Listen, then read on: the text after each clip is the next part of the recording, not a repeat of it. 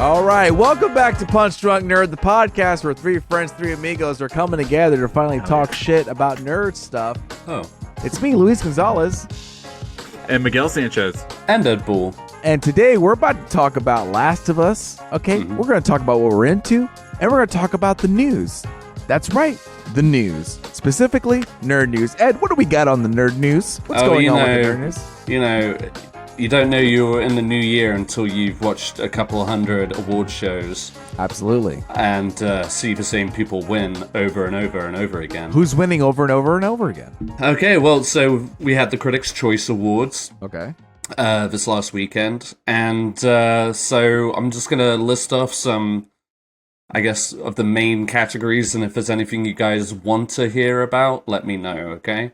So Best Picture, I guess the same people haven't been winning, but Best Picture went to Everything, Everywhere, All at Once. Oh, look at that, Miguel, huh? Everything Everywhere All at Once. Yeah, you smart motherfucker. I loved it, you guys. It was in my top 6. Honestly, Ed, I'm going to tell you right now, I don't know who won. So this is going to be all news to me, and I feel like I'm listening to the podcast for the very first time. I am a listener of the podcast right here. You should always be the listener. All right, here we go. All right, so Best Picture, Everything, Everywhere, All at Once. Yeah, I'm so happy for it. Best Actress, Cate Blanchett in Tar.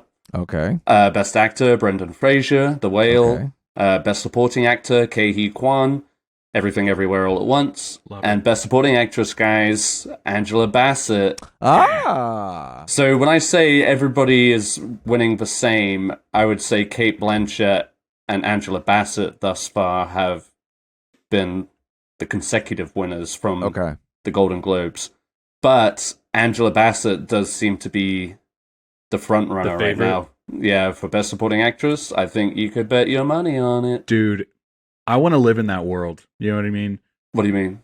Where, you know what I mean? Like a Marvel role is, good enough to like win an Oscar. To get an Oscar nod? Oh, yeah, absolutely. Yeah.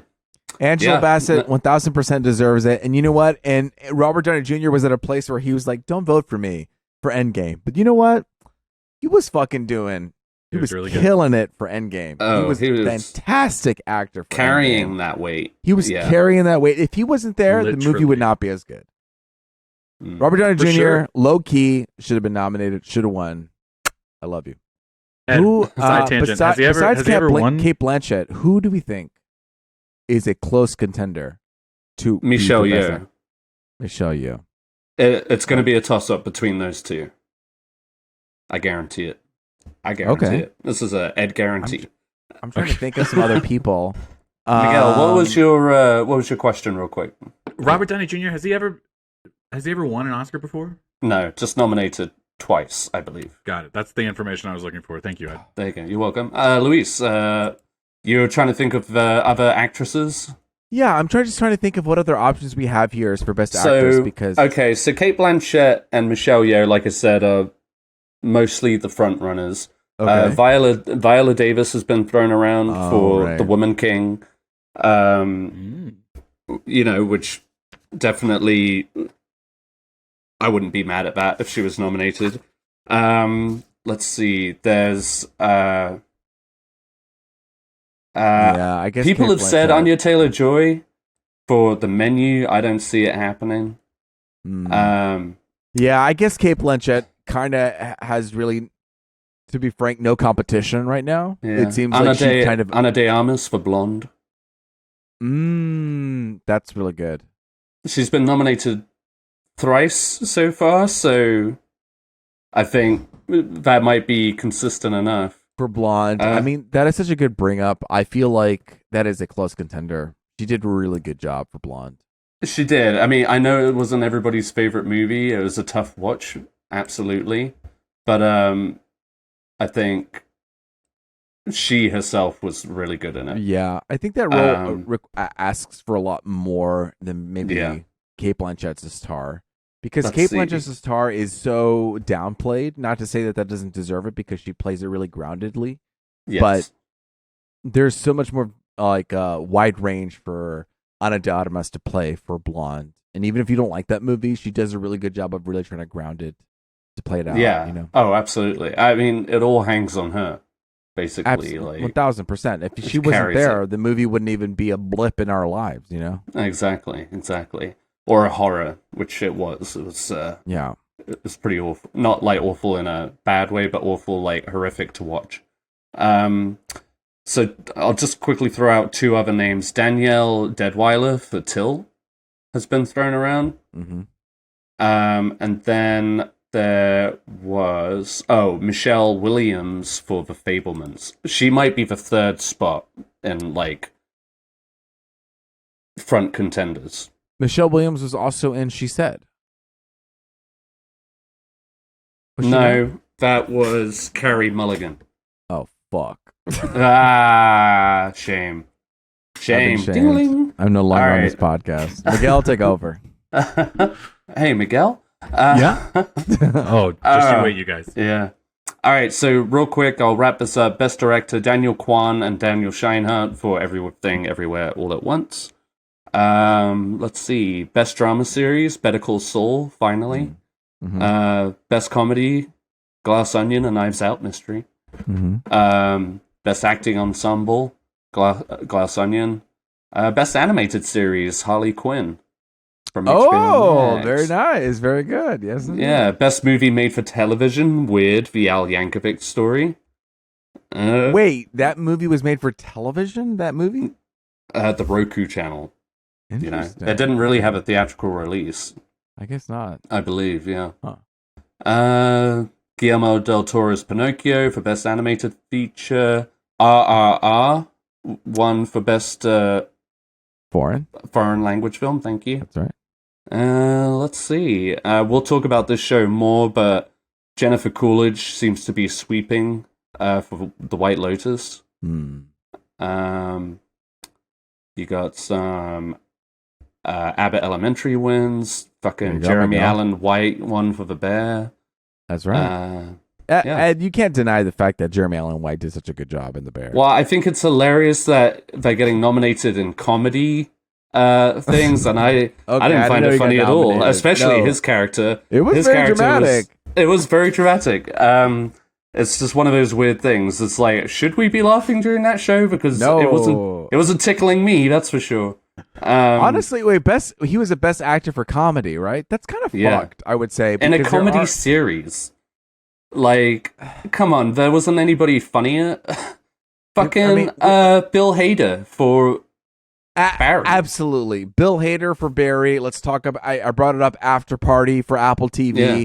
You know, you have Ben Schwartz. Hilarity man there. Yeah. What else do we have? Henry Winkler won for Barry as well. There we go. Harry Winkler. We have Abbott Elementary. We have the guy who was in Everybody Hates, what's his name? Everybody Hates Charlie? Chris. Everybody Hates what? Chris. Greg. No, Chris. Everybody Hates Chris. He was great. I don't know. Really should lean more. Yeah. I think that is kind of fucked up. As far as like, there's not that much comedy that there is out there, and we should really recognize hard comedy that is out there. And I think comedy, like sitcoms where people are actually like the whole motive of the show is to make you laugh. Yeah. And it's like your performance is like, my job is to make people laugh. And I think the farthest like direction you could go is Barry, and you can't get any more serious than that. Barry is like that dry, dark comedy. Exactly. Yeah. You know, it's still funny. 1000%. But yeah, it's fucked up. But yeah. Anyway, were there any ones that I didn't mention that you guys were interested in hearing, or are we good?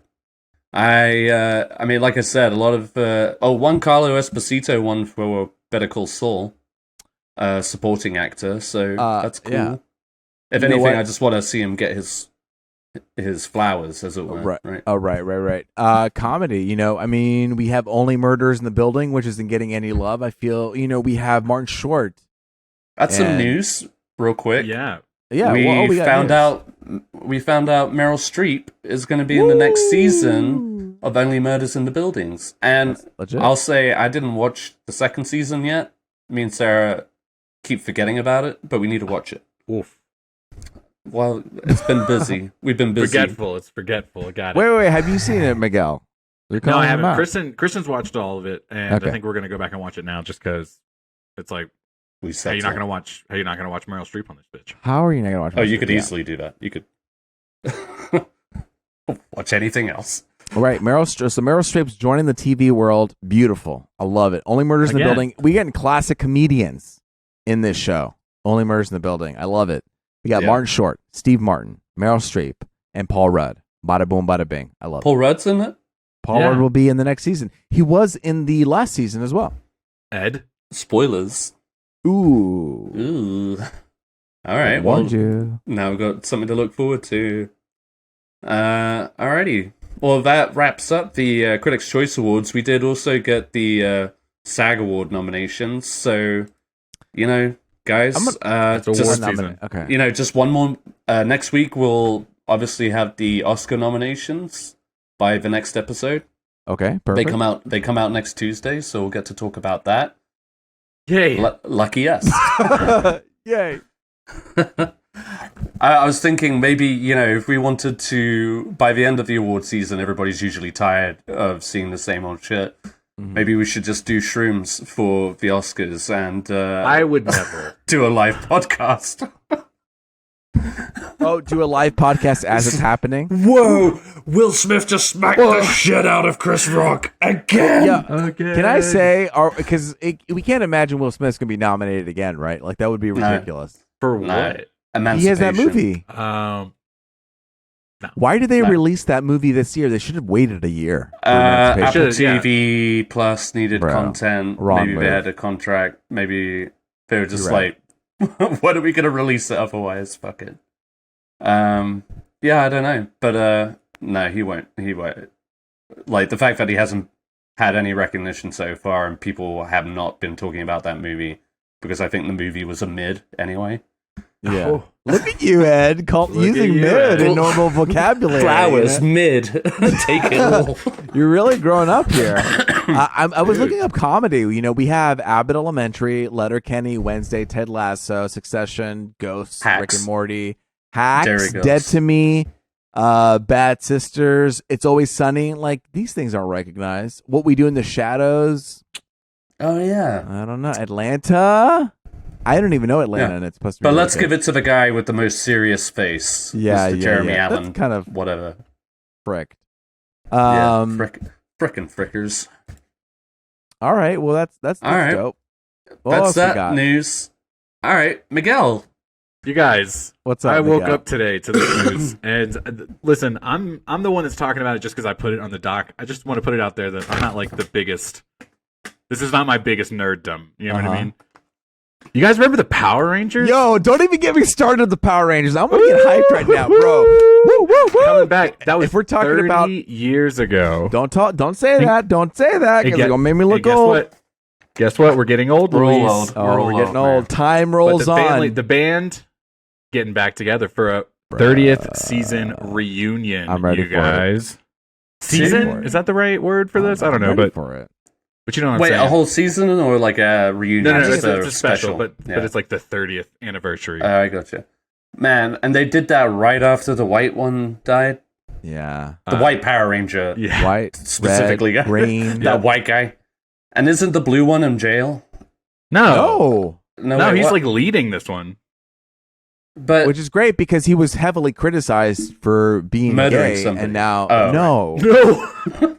I thought somebody went to jail. Pause for just a second. Who do you think you're talking about, real quick? Like, what is the blue Power Ranger with glasses? Okay. No, I don't think he went to jail. I think he was criticized for being homosexual. And that was his thing. Yeah. Oh, interesting. Now he's one. Ed, if you're thinking about the same thing I'm thinking about, there was one Power Ranger in like one of those seasons that we weren't watching because we were adults by the time, who stabbed his roommate with a sword. What? Stabbed his roommate with a sword? I have to look it up, but his roommate was seriously like, "What are you gonna do? Stab me?" That reminds me of what that movie Get Him to the Greek. Have you seen Get Him to the Greek? Yeah. When TJ Miller's like, "What are you gonna do? What are you gonna do?" And the next scene is he's fucking stabbed and bleeding and he's going to the hospital. That happened. That was inspired by that Power Ranger. Wow. Okay. No. Ricardo Medina Jr. He was the Red Power Ranger for what? The Power Rangers Samurai. Oh well, I didn't watch right. that, bro. And he went to prison for 6 years for voluntary manslaughter. Oh fuck! Voluntary? Voluntary. Hey. He volunteered for it. That's a new one for me. He was saving the world, maybe. Okay. Like he tried to kill a guy. Zordon told me to. I powered up. I love this energy Luis is bringing right now. Yeah. So yeah, well, my mistake. It was not the blue Power Ranger. I'm so Thank sorry. God. Well, he's coming back. Can I tell you who all's coming back for this? Gotta tell me. I'm so excited. They got all the primary colors are coming back. No. Don't tell me that. Don't tell me that. Are you telling me the Pink Ranger's coming back? But it's not everyone that you're thinking, okay? So the Black Ranger, Zach, the guy that plays him, I have their names written down. Sorry, hang on just one second. Well done. Walter Jones, David Yost, who played the Blue Ranger. Yep. Catherine Sutherland, who was the second Yellow Ranger. The second Pink Ranger, yes. No. Okay. Not Amy Jo Johnson? No, Amy Jo. No. Unfortunate. What is the point? She what? No, shut up. Wait, what did you say? She died a while back. No, she did not die a while ago. I was gonna say no, you did not. No, but genuinely, Trina did die. The Yellow Ranger did die. Trini, yeah. Trini. Yeah. And apparently what the they have a character coming back as her daughter. So she's getting like some Whose daughter? recognition Amy Jo Johnson's daughter? No. The Yellow Ranger, the original Yellow Ranger who passed away. Okay. They're bringing a character back to okay. like represent her. Okay. Moving on. Steve Cardenas, who was like, I don't know if I said that right. He was the second Red Ranger, I'm pretty sure. Yeah.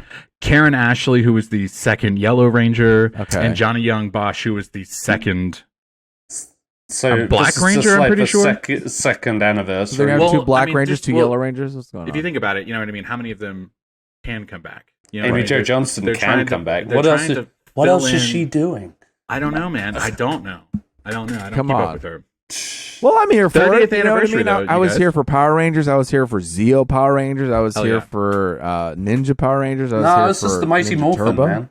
I was You here. didn't for watch a that. single other one after No. that? You didn't watch After Zeo? the Ooze one. Yeah. That was really my out.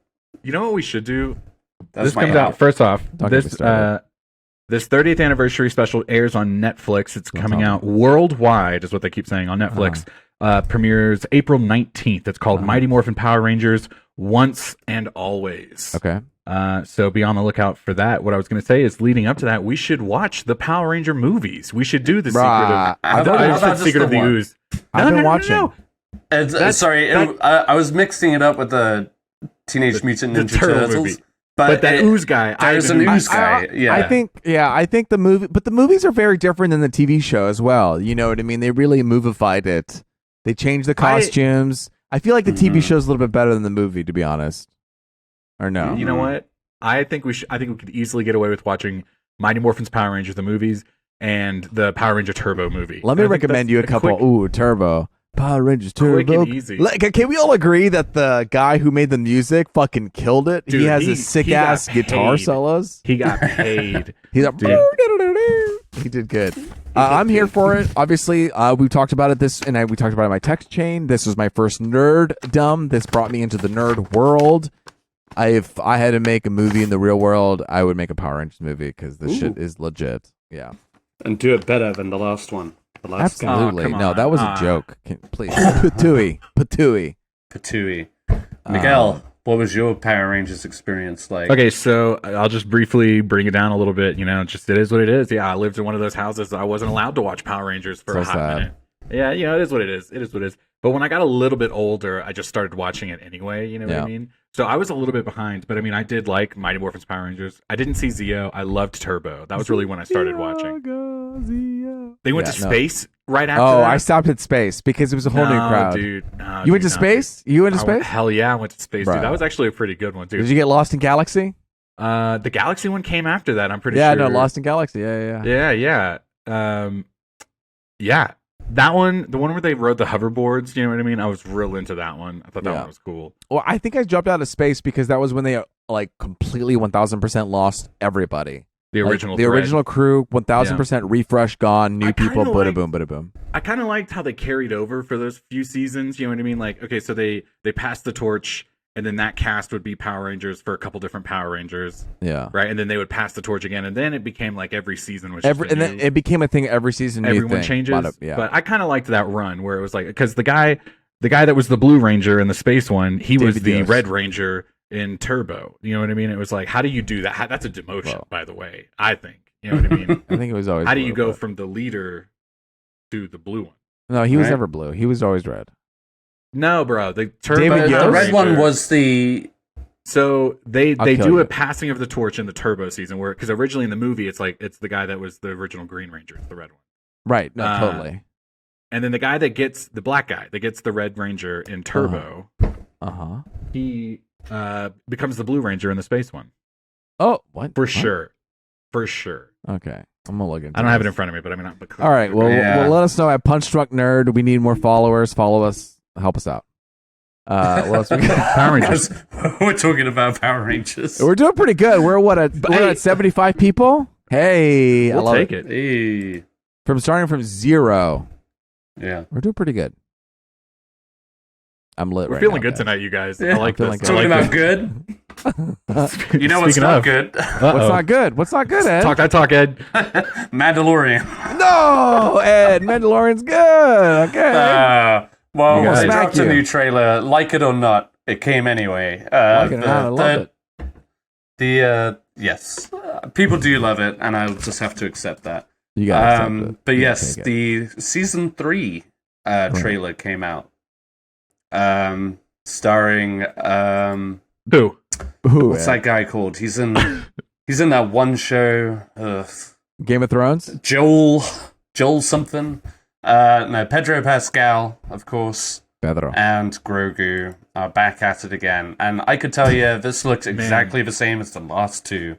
And is that a He's problem? He's going to get to Mandalore, and they're going to be like, "Hey, man, welcome back to Mandalore." Let me tell you something. This is expanding on the whole Mandalore lore. Okay, yeah. The Mandalore. This is they've been the Mandalorian 1 and 2. They've been focusing on the what's it called? You know, this very specific religious Mandalorian lore, and now he has to go become and explore the other portion of being a Mandalore.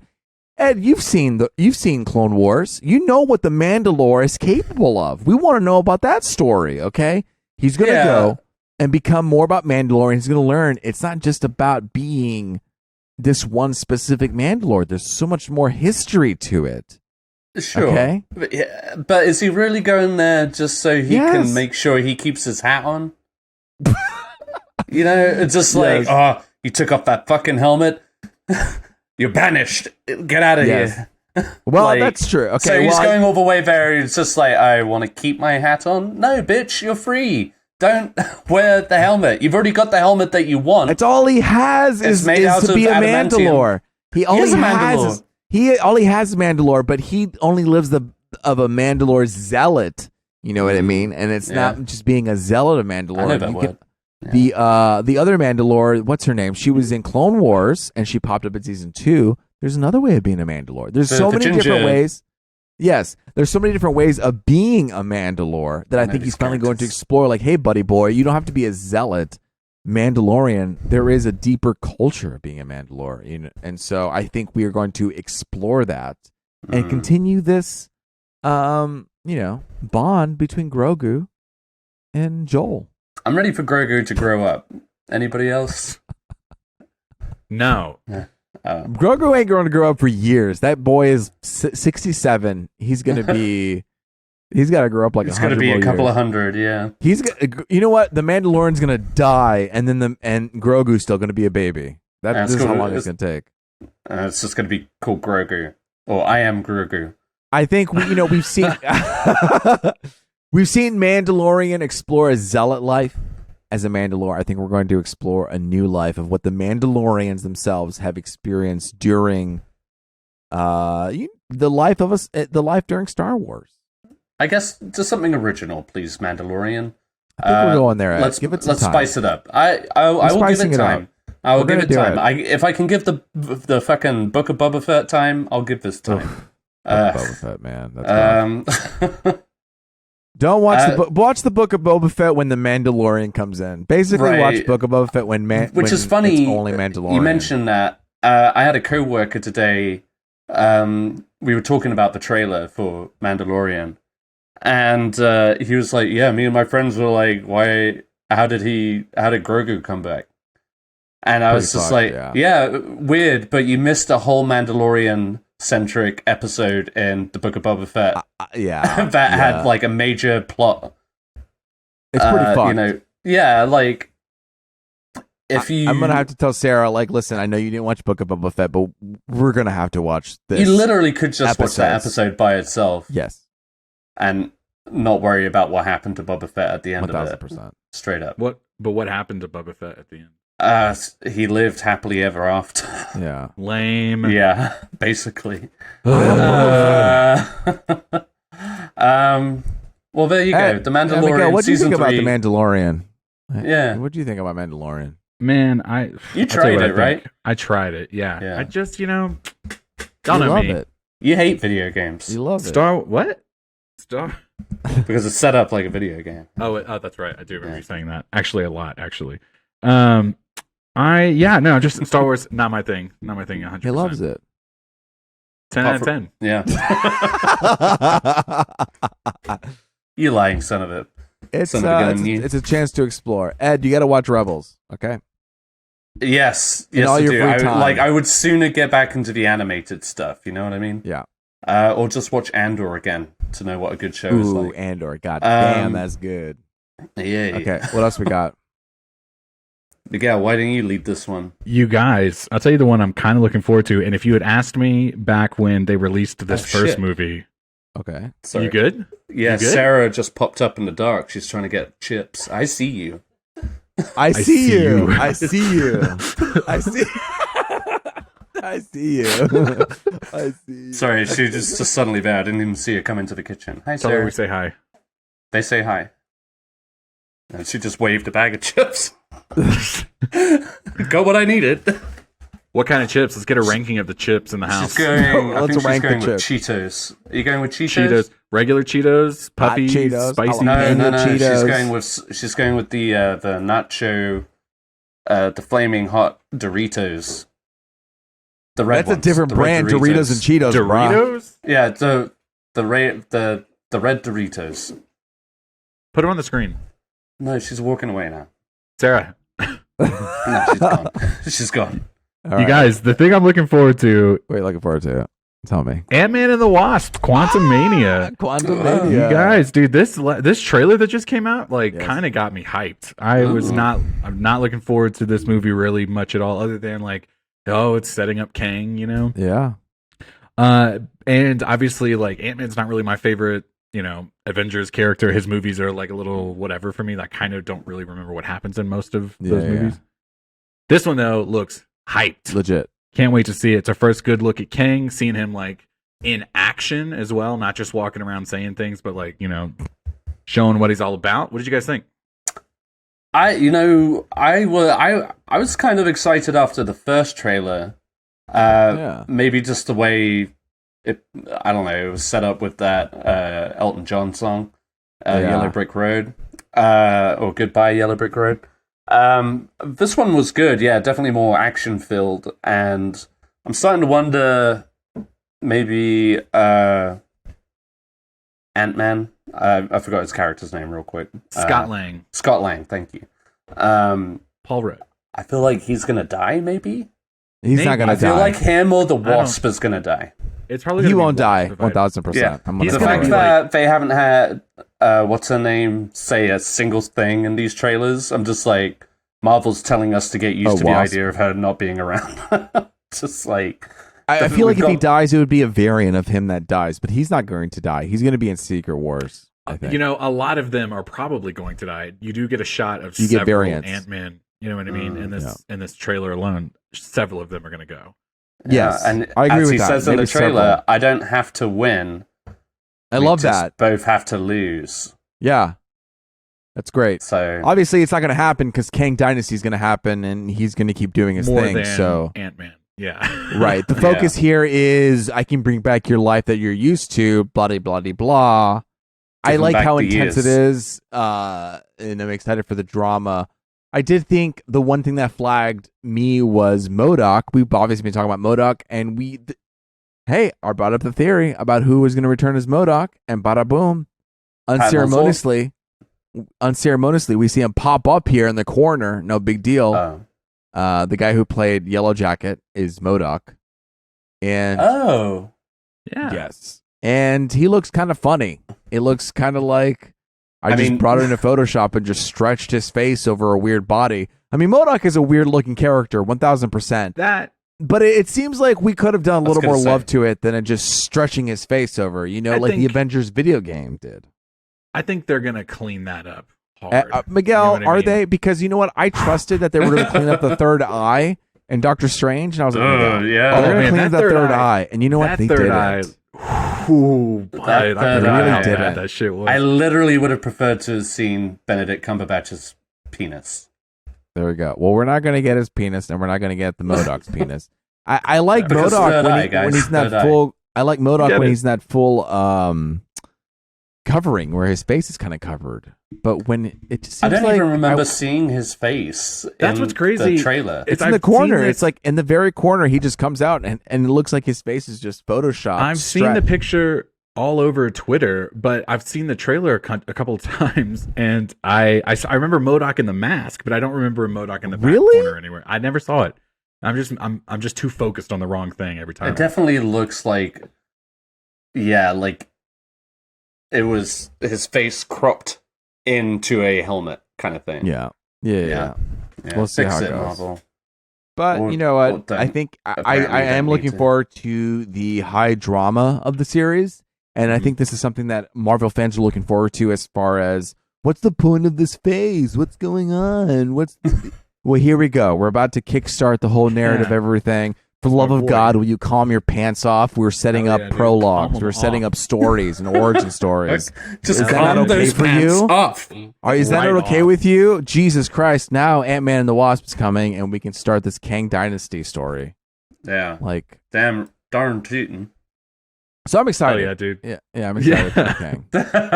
You got a fire in you today, Luis. I do. I just got out of jury duty. It was the last day, and I'm ready to burn everything to the ground. Was justice served? Happy to be done. No. Sure. Yes. We don't need to get into it. I'm fired up. We won't get into it. Read the room, Ed. God damn it. I thought he was like justice was not served. I am Antman. I'm gonna shoot down. Where'd he go? Oh, where'd he go? Download Marvel Snap. It's a wonderful game. Not sponsored. Not sponsored. Well, shout out to Eric Jew who's playing Marvel Snap. He DM'd us. Yeah, like, I play Marvel Snap. That's right. It's the two of you keeping that shit going, you guys. No, a bunch of people are keeping it going. It was Mobile Game of the Year. Thank you very much. I'm not the one keeping it going. The world is keeping it going. Okay. All right. Hell yeah, dude. Download it now. I'm into it. Actually, tickets are available now. So I still haven't gotten tickets for Ant-Man and the Wasp, but I feel like it'll be all right. Yeah. You know what I mean? It'll be all right. Yeah. Like, you could remember what I did to Black Panther? Just do the same thing again. Domestically, how much do you think this is going to make domestically? Overall? Domestically. I think it'll come in shy of 500 mil. That's good. Wow, that's more I was going to say just shy about like $5.6 billion. What? Highest grossing movie of all time? He's going to throw one of those red chips at the box office. And it's wow. 500. I'm going to say, honestly, as much as I really look forward to this movie, I'm going to say 325 million. Domestically. Let it be known, and we shall call back to it. Let's give it a month. We'll give it a month, and then in the theaters. In the theaters, 1 month in the theaters, 325. All right, because I think that's how much matters for. Unless you're Avatar. Right. Well, no, I think if you're in the theaters for a month, a huge percentage of that goes to the studios, and then after a month, all that money goes to the theaters. It's some sort of percentage. It's like 20% goes to theaters like the first month. Percentage increases, maybe, or and then kind after of the balances. month, exactly after the month, then more goes to the theater than the studios. I hear you. Yeah. Let us know at Punch Drunk Nerd. Let us. If you have insight to this, please. If you let have us know. insight, yeah. You know who else is getting insight? Weevy audience and subscribers of Netflix. They released their annual yearly preview of what's to come this year, what we can expect as an audience member. Insight.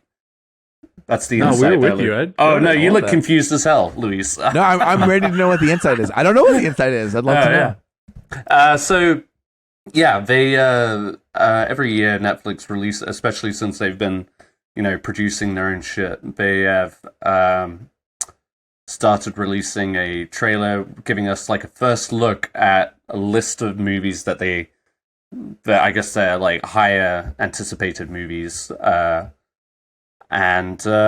got a couple of first looks of some of the big high rollers for this year. So, you guys seen this? You guys heard about this? Luis, did you watch this trailer? No, I actually didn't. Should I watch it right now? Yeah. All right. Join us back at Punch Drunk Nerd here in 5 minutes after Luis has watched this trailer. It is a long trailer. It's long? It's really not. It felt long. I watched it earlier, and then I watched Ed watch it just before we recorded. Yeah, I just saw you sent a video of me watching. Yeah. Well, how about this? I have some notes. Watch it. Why don't? Save the day. It's 2 minutes 39 seconds. Why don't you talk about it? Okay. While you watch it. Yeah. While I can watch we talk? Can we? Ed, you have this first one on the list. Can we save that one for last? Yeah. Ed. Yes. Have some decorum. Ed, I'm please. sorry. Yeah, I should have muted myself. Let's talk about The Killer real quick. Yes. Oh. I'm really looking forward to this one. So the new movie from David Fincher, director of The Social Network, Seven, Zodiac, Gone Girl, Fight Club, you name it. He has I think a multi-movie deal with Netflix. The Killer is his new one, starring Michael Fassbender, who is in dire need of a resurgence. Absolutely. I feel like the X-Men movies and then Assassin's Creed kind of brought him down, and he's a terrific actor, and I just want him to start doing like good movies again. So, I mean, I was going to say, you can't really go wrong with David Fincher, generally speaking. I had no idea that was Michael Fassbender as I was watching this trailer, maybe because it was just like a bunch of quick cuts. I thought it was very quick. I thought it was, how do you say it, Ed? Cillian Murphy? Killian Murphy. Killian. Oh, Killian. He's too busy working on a Chris Nolan movie. He sure is, but that's why I was surprised to see him. I was like, "What's going on here? Who is this?" They are both technically Irish, so maybe Michael Fassbender is Irish. Yeah, well, he's like Irish, English, German. He's he's a fine mix. Who? What? Who is Michael playing? He is playing a character, the killer. So here's a quick synopsis from IMDb. After a fateful near miss, an assassin battles his employers and himself on an international manhunt he insists isn't personal. Bum, bum, bum. Anyway, yeah, like I said, I mean, you got to be excited for whatever David Fincher is making, and then Michael Fassbender, like I said, overdue for a comeback, and he's a terrific actor, so hopefully the two together will be give him the boost he needs. He's also got another movie coming out with Taika Waititi this year called Next Goal Wins. That is not a Netflix film, but I just thought I'd throw that out here. So maybe this will be the year of the Fassbender. We'll see. I like this. That's the next Avatar movie. I was really gonna. I was gonna text you guys like, dude, when's Fassbender gonna do something? I know. This came up. Maybe let him be James Bond. You know what I mean? All right. No, buddy. No, that's not who it's gonna be. Too old. No, it's gonna go straight to Aaron Taylor Johnson. No, I don't want that. I don't want that. No, I don't want that. I don't care what you want. I'm just telling you what I read on the internet. Okay, I don't want it. Attack he me. had a good meeting. Suck a dick. Specifically, Barbara Broccoli's dick. Who? Barbara Broccoli. She's the producer. Who in the Sesame Street character is that? No way her name is Barbara Broccoli. No way. Is it spelled like the vegetable broccoli? Yeah. Fuck off. Her father was Cubby Broccoli, who was... Her father was the first broccoli? They were like the broccoli farm? This long-standing storyline in Sesame Street about the broccolis. I'm sorry. I'm sure this has been said 1,000 times. I just have never heard this lady's name before, and I thought you were making it up. Nope. Wish that I were. All right. So, all right, we got glimpses at other movies that star fucking Short Round Kevin Hart. You got Gal Gadot. I think like the Kevin Hart one was called Lift. It's like a heist movie. Who cares? Gal Gadot. You got Extraction. Luis cares. Luis likes Kevin Hart. I do love Kevin Hart. Don't be I'm sorry. I wasn't looking at your face when I said that, Luis. I apologize. No, but I didn't know. But I do. I you know what? I don't care. Kevin Hart delivers. You want a burger? You get a burger with Kevin Hart. Like he really gets done for me. Okay, I see what you're saying. I'm picking up what you're putting down. I almost want to send that to him because that might be the best compliment for the man. You know what? He makes me laugh every time he puts it on. He gets a good guffaw out of me. But he might be trying to be serious in this one. Oops. Yeah, oops. He's like trying to do this Ocean's 11 thing. I'm not buying it. You got Extraction 2 with Chris Hemsworth. I didn't watch the first one. Either of you watched that one? Me either. I heard it was good action, but that's But you know what? This might be some of the last Chris Hemsworth movies we're going to see for a hot minute because he talked about like he's taking a little hiatus, right? Yeah. Who isn't? Right? Well, he found out that he had like a brain cancer, didn't he, or like some sort of like yeah. No, I'm not knocking it. Take the time. Take the time. Oh yeah, we may have to see Extraction 2. We may have to get our Thor on. No. There were two others that drew my attention, and Miguel, as you know, we talked about this one. I don't know, my excitement immediately disappeared when I heard who the director was. Pain Hustlers, starring Emily Blunt, Chris Evans, Catherine O'Hara.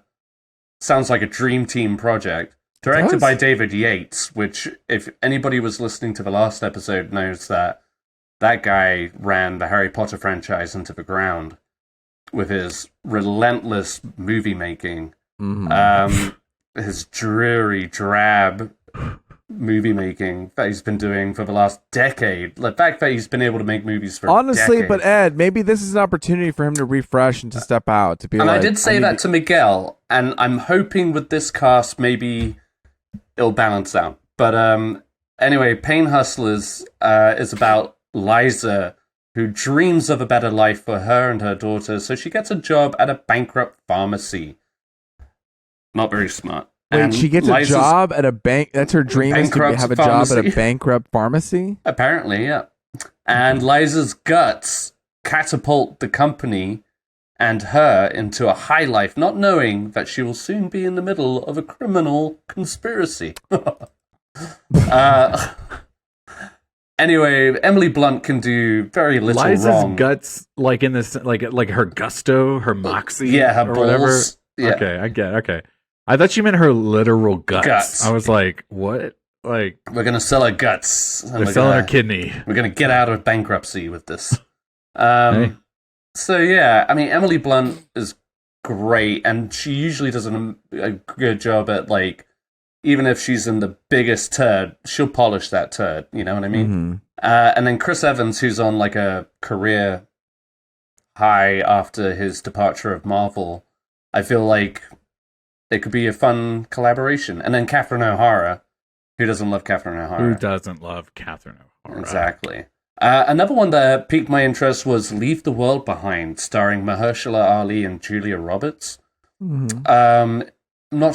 I don't know a lot about this movie, but it's about a family vacationing on Long Island is interrupted by two strangers bearing news of a mysterious blackout. As the threat grows more imminent, both families must decide how best to survive the potential crisis while grappling with their own place in this collapsing world.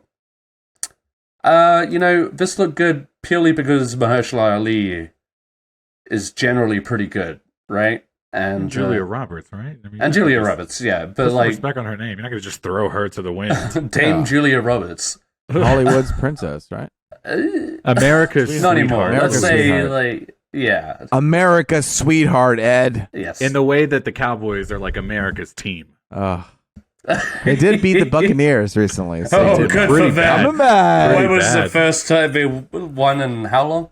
Hey, you know what? This is the first time they've won a playoffs in a long time, so I'll give them that. What did you say, Miguel? Do you know who plays for the Buccaneers, Ed? Ooh, I do. His name is Thomas Brady. And he got fucked this time. He did get fucked. Hey guys, have you seen that movie 80 for Brady, that trailer? What a bunch of bullshit that is, huh? What's that? Wait, what? 80 for Brady? You haven't seen that trailer? Oh, yeah, with all the old women. Yes. Oh, it looks so terrible. Oh, my God. The amount of plastic surgery on screen is insane. Gotta keep it together, Ed. Gotta keep it together. I know, I'm sorry. 80 for Brady. It's got Sally Field, Rita Morena, Jane Fonda, Lily That's Lady Tomlin. Jane Fonda for you. Oh, excuse me. Yeah, no, I'm sure it'll be great. Okay, I'm okay. sure Back all to three of Netflix. us Back to will Netflix. see it IMAX 3D. All right, Miguel, you wanted to leave this one to last, rightly so. Of course, Netflix's big budget movie of this year, Rebel Moon, Zack Snyder's Star Wars ripoff epic, starring Charlie Hunnam, Sophia Boutella, Jaimin Hansu, amongst other people. And it follows a young woman who seeks out warriors from other planets to fight the tyrannical armies terrorizing her peaceful colony. Wow. That is a ripoff, man. That is just straight. I mean, they've been pretty open about how it was inspired by Star Wars, so I guess what can you do? I noticed the trademark Zack Snyder slow-mo all through that trailer. All through that trailer. Like, to have so many glimpses of just so many movies and then have the whole trailer slow down when Zack Snyder comes on. So much time. Yeah, in slow-mo. In slow-mo. You know, aside from the whole Zack Snyder thing, I find it very hard to get excited for Charlie Hunnam. I'm starting to realize I'm very negative this episode. I do apologize. It's not my intention. Okay, keeping it real. I didn't come in here trying to slag off every fucking thing. Bless you. Thank you. I'll mark that one for editing. You said that like a grandmother saying something to her grandchild. Oh, bless you. Bless you. Oh, sweetheart, come over okay? here. Get yourself a hanky. You need to blow your nose.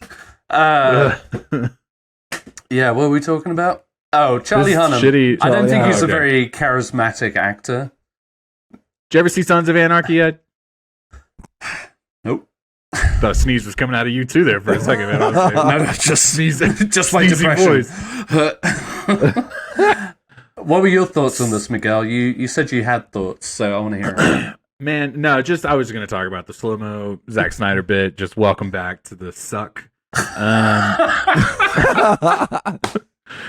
Just before you started missing him, welcome back. He's drawing us back in. No, I'm just kind of over Zack Snyder. I think that whole there it is, Justice League thing just really kind of, you know what I mean?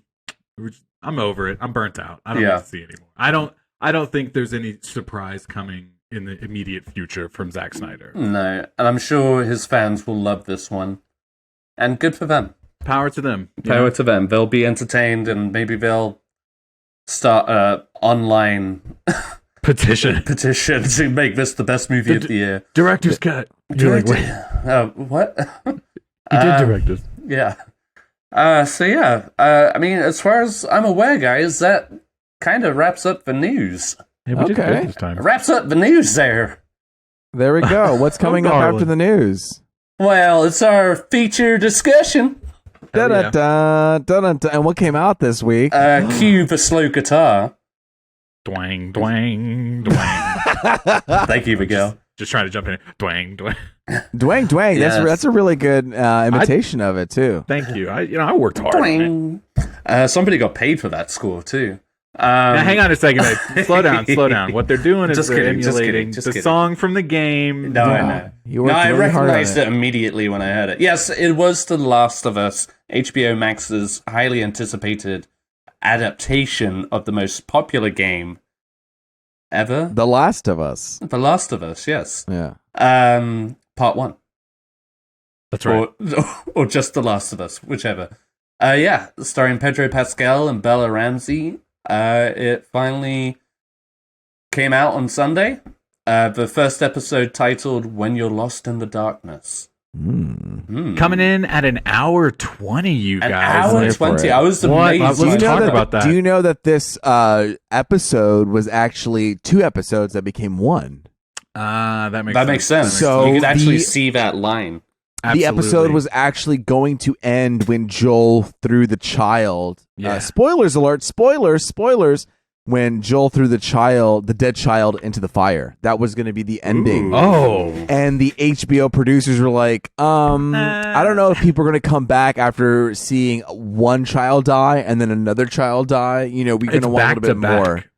So that's when we were able to introduce a little bit more of Ellie. And we were able to see her story. We were able to see that interaction setting up for the actual episode 2. So I wonder if that means like for the remaining of the season will be like 45 to 50 minutes each. I'm sure they're going to be much shorter. This is going to be a 9-episode season. So the fact that you pointed out that could have been 10. They combined for 2 episodes. It's like so they were probably going for 10, but. Right. Yeah, so interesting. Was not aware of that. I would have guessed it was like right after, spoiler alert, his daughter gets shot. You know, I was going to say I paused right after that to see how much was left in the episode because I was worried that that's where they were going to end it. Worried just because when you play the game, you already know that it was basically like a shot for shot of that scene from the game. Yeah. And I was just like, oh man, they're going to end on something that's so familiar already, you know? Speaking of... And it was nice that they kept going. No, that's all I was going to say. Speaking because I do want to talk about that moment for sure. But speaking of something that's familiar, this episode actually starts with something that's unfamiliar with the cold open of, we're in the 70s or 60s. 1968 to be sure. Thank you very much. So in between, I was kind of right there. It was discussing the dangers of fungi and their infection around the world. This is obviously not how the game starts. The game starts when you are with Joel in Austin. So immediately we start the show, and this is going to be great because, Ed, you haven't played the game, so we get to kind of get that pure, honest reaction from you. Miguel played the game lots of times. Me, I've recently played the game, and then Ed, who's never played the game. So we're going to get a fantastical point of view for this show. Yeah, so absolutely. Starting right away with this cold open of, the threat of fungi. What did Miguel? I want to start with Miguel. Miguel, what was your thought on starting off with that as a cold open? First off, this is something I'm going to say a lot, I hope, throughout this season, is I like these little sprinkles of something new, completely just to the show. Because it's like, for me, like you just said, I played this game so many times. I don't necessarily want to see every scene shot for shot remake. It's nice to have these like refreshing new moments. I loved this opening. When they start mentioning like pandemic and things like that, I was like, oh, are they going to say COVID is involved somehow? I was like, that kind of threw me for a loop for a quick second. But I like how they were just really kind of touching on something that's happening in the world currently without making it all about that. You know what I mean? And the differences between the two, and like when you, I know we're talking about. No, go for it. But like, I don't know. Again, I don't know a lot about the game, but I know a lot about the creature designs and stuff, and obviously, like in the dumbest term of like phrasing it, it's kind of like a zombie game. Essentially, yeah, absolutely, right. Yes, so we're all familiar with but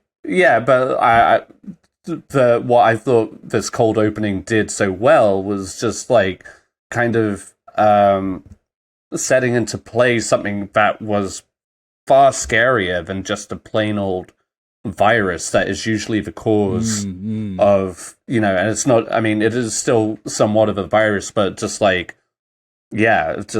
how distilling in your mind visual like that how fungi like works and how it survives and what it leeches onto, and when you put that into a human element, that's terrifying. And that's just when you're watching two guys talk about it in the 60s kind of thing. You're just like, oh, that would be terrible. That's terrifying. And knowing that, and then everything that comes after that, and I'm sure everything going forward that we're going to see, it really gives you a sense of unease. And yeah, I thought it was very effective way to open it. I assumed watching it that wasn't how the game started, but I thought it was a very nice touch. And that's all I got to say about that. Going off of what Miguel was saying, if somebody who's played the game a lot of times, it does set a precedent and say, hey, we know you've played the game, but this is something new, and we are letting you know this is a new territory. And this also covers ground for somebody like you, Ed, who hasn't played the game. Mm-hmm. So it really does a good job of playing double two of the two purposes. For me, it's interesting. I was listening to the Last of Us podcast, and originally this was not going to be shot, and it was after the episode was done that the guy who worked on Chernobyl, who was show running this with the original creator of The Last of Us, he was like, hey, I really think we should put this cold open in there. And he finally agreed, and they did put it in there. And I honestly, I'm going to be honest. For me, I think it would have been cool without it. I like ominous dread, not knowing what the fuck is happening and just going. Just start the show. We don't know what's going on, but I appreciate it, and I understand what's going on, and I appreciate that y'all appreciate it. So I'm here for it, So we appreciate you, man. Oh, that's sweet. So yeah, what else we got here? Megano, you got some talking points about Last of Us. Yeah, I just kind of broke down some of the big moments in the episode, so I thought we'd go piece by piece, just real quick, and mainly with a focus on Ed not knowing anything about the game. You know what I mean? I'd love to know when Ed feels like. Well, I'll get there when I get there. Yeah. So, Ed, you were saying that's not how you assume that's not how they started the game, was with this talk show. No, right. The game does start in the outbreak, on the outbreak day in 2003. That's when you see Joel and his daughter for the first time. You don't see Tommy as much in the beginning of the game. He shows up a little bit in the intro towards the end. Basically, when he breaks him out of jail in the TV show, that's when Tommy comes in for the first time. With a slightly different story. I can't really remember why he comes in. But anyway, Outbreak Day, we get to see, from the perspective of Joel's daughter, just what's going on, everything that happens. Yeah. What'd you think, Luis? Honestly, I want to know what Ed thinks. Because the whole thing, how it plays out. I will say specifically when the action set piece. Sure. When Joel comes in and picks up Sarah and they drive in the truck from then on, what were your thoughts when all of that when Joel comes back into play with the chaosness of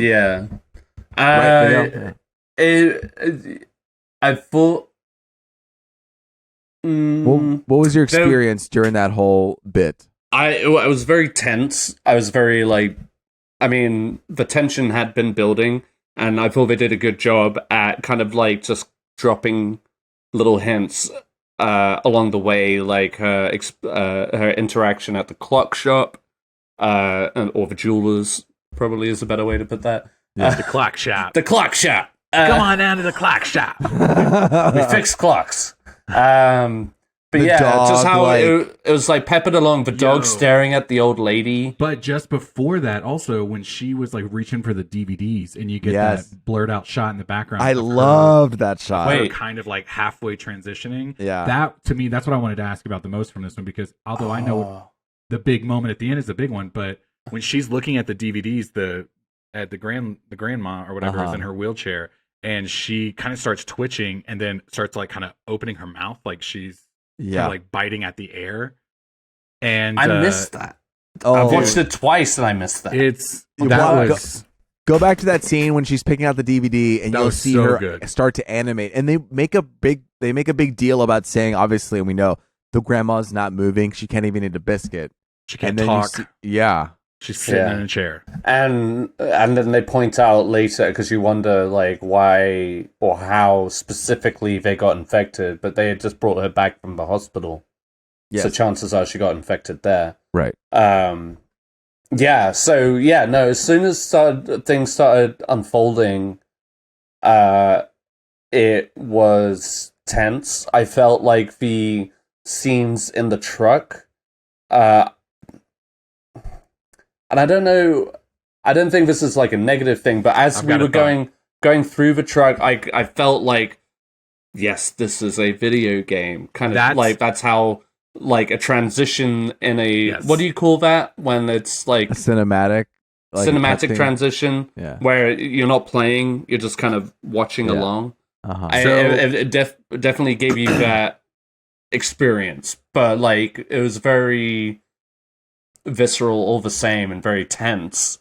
And the more it got out of control, like the more tense it got. Like the fucking planes flying overhead was intense, and then like when they're in that town and you got people rushing out of the theater, they're still hesitating to like run over people because they still don't know what this thing is. They don't know, yeah. And then, like, they pass by that family on the highway, and they don't want to stop there. But, like, man, that plane sequence, too. It's fucking insane. And then culminating into that face-off in the field. Right. I mean, I don't want to jump too far ahead, but, like, Ed. it was... No, it's part of it. It's part of it. Very gripping. And they do a very good job at establishing the relationship very quickly between the three of them, the three dynamics. That was a question I was going to have for you, was did you buy into the Joel and Sarah relationship enough? Because in the game, that's what they ask you to do, is to buy into that relationship immediately, because it's only, 20 minutes into the game that you wrap up her story. Yeah. And it's like, you have to kind of like be ready to go. It's such a pivotal moment for Joel. It sets up the whole story for him. And it didn't even occur to me that character, his daughter, sorry, what was her name? Sarah is the character's name. It didn't even occur to me that she, like, even though I know that it's about Ellie and Joel, it just didn't even click with me that, like, oh yeah, something was about to happen to her. That's great. That's awesome. Yeah. I was at the end of the episode when they're talking about, like, you know what I mean, the behind the scenes or whatever. The showrunner was saying how you almost get the sense that she's the main star of the show. Yeah, exactly. And she's going to lead the story. And it's like, I've played the game. I know that that's not the case, but as like an audience member who's who's not familiar with the story, that's like a wonderful way to kind of like pull the rug out from under you. You know what I mean? Absolutely. And I bought her right away. I also think she really embodied. I think all of them kind of embody their characters a fair amount. You know what I mean? With like sprinkled in their own originality here and there. But right. So Ed, did you know, the big question I had was, I can't remember if we talked about this like while I was playing the game or you've heard because it's been out for forever. Did you know what was going to happen at the end of that scene? No.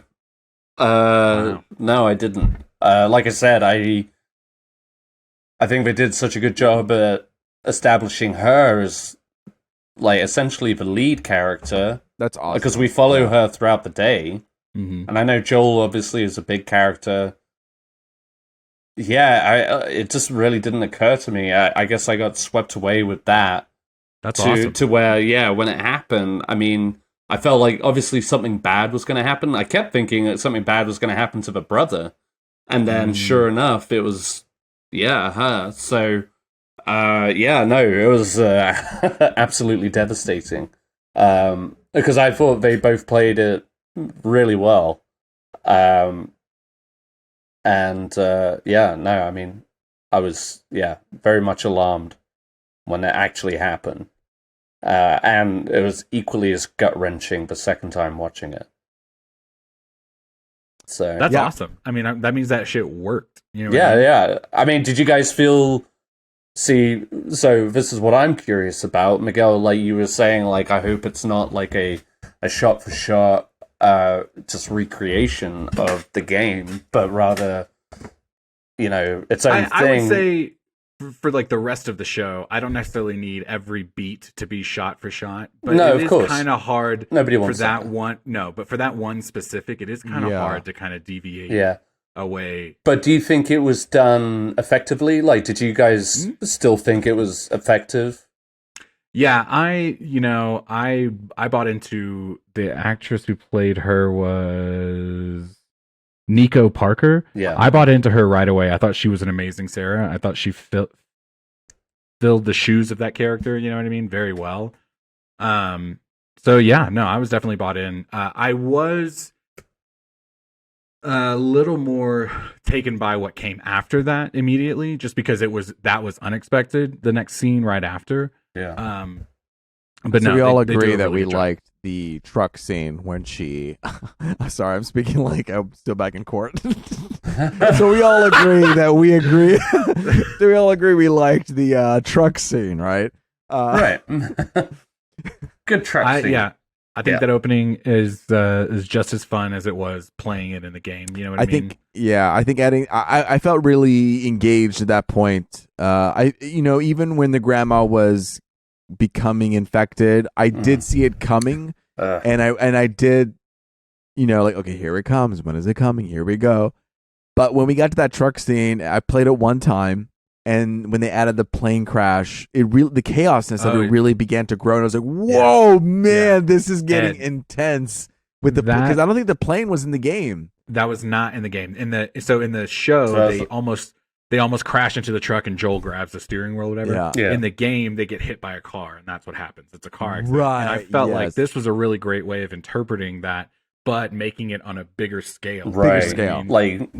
Grabbing your attention. Exactly, that idea of and that idea of escaping and someone chasing you, like when he is being chased through the store of that guy. The diner, yeah. That was one of the things I was thinking about that in that moment was like he runs in. Obviously, he's got his daughter in his hands, and there's this thing chasing after them, and he immediately runs in and doesn't shut the door or anything. He just runs in, and it's like, where do I go? And then that thing is right there. And I thought that was a really good point of showing like this is day one Joel, and not 20 years later, like. Into the outbreak, you're like, where your exits are and your entrances are and how to kind of deal with these things. And he's making like rookie mistakes. And it's fun fact about Ed. Nico Parker. Not only is she British, but she's the daughter of Thandie Newton. Oh, I see it now. Yeah. Yeah, I see it now, but I found that out. Yeah. Wow. Okay. Nepotism. Inside Hollywood, rampant. Only hiring people that in the family. No, she did a great job, though. I thought she was really good, and wow. There you go. But yeah. Well, that was the opening. That was the opening. Ed, let's talk about just real quick. You have it in the notes here, okay? Okay, so she went to hang on, I'll set you up. She went to the old lady's house. This was outbreak day, but before it all kicked off, and they were making cookies, and she goes, "Oh, we're making chocolate chip," but she was like, "Bitch, we're making raisin." Yeah. Ed, you wrote down raisin cookies here. Give us your thoughts. I mean, the implication was purely a negative one, and I hate exactly. Yes, I was just like, are we really like?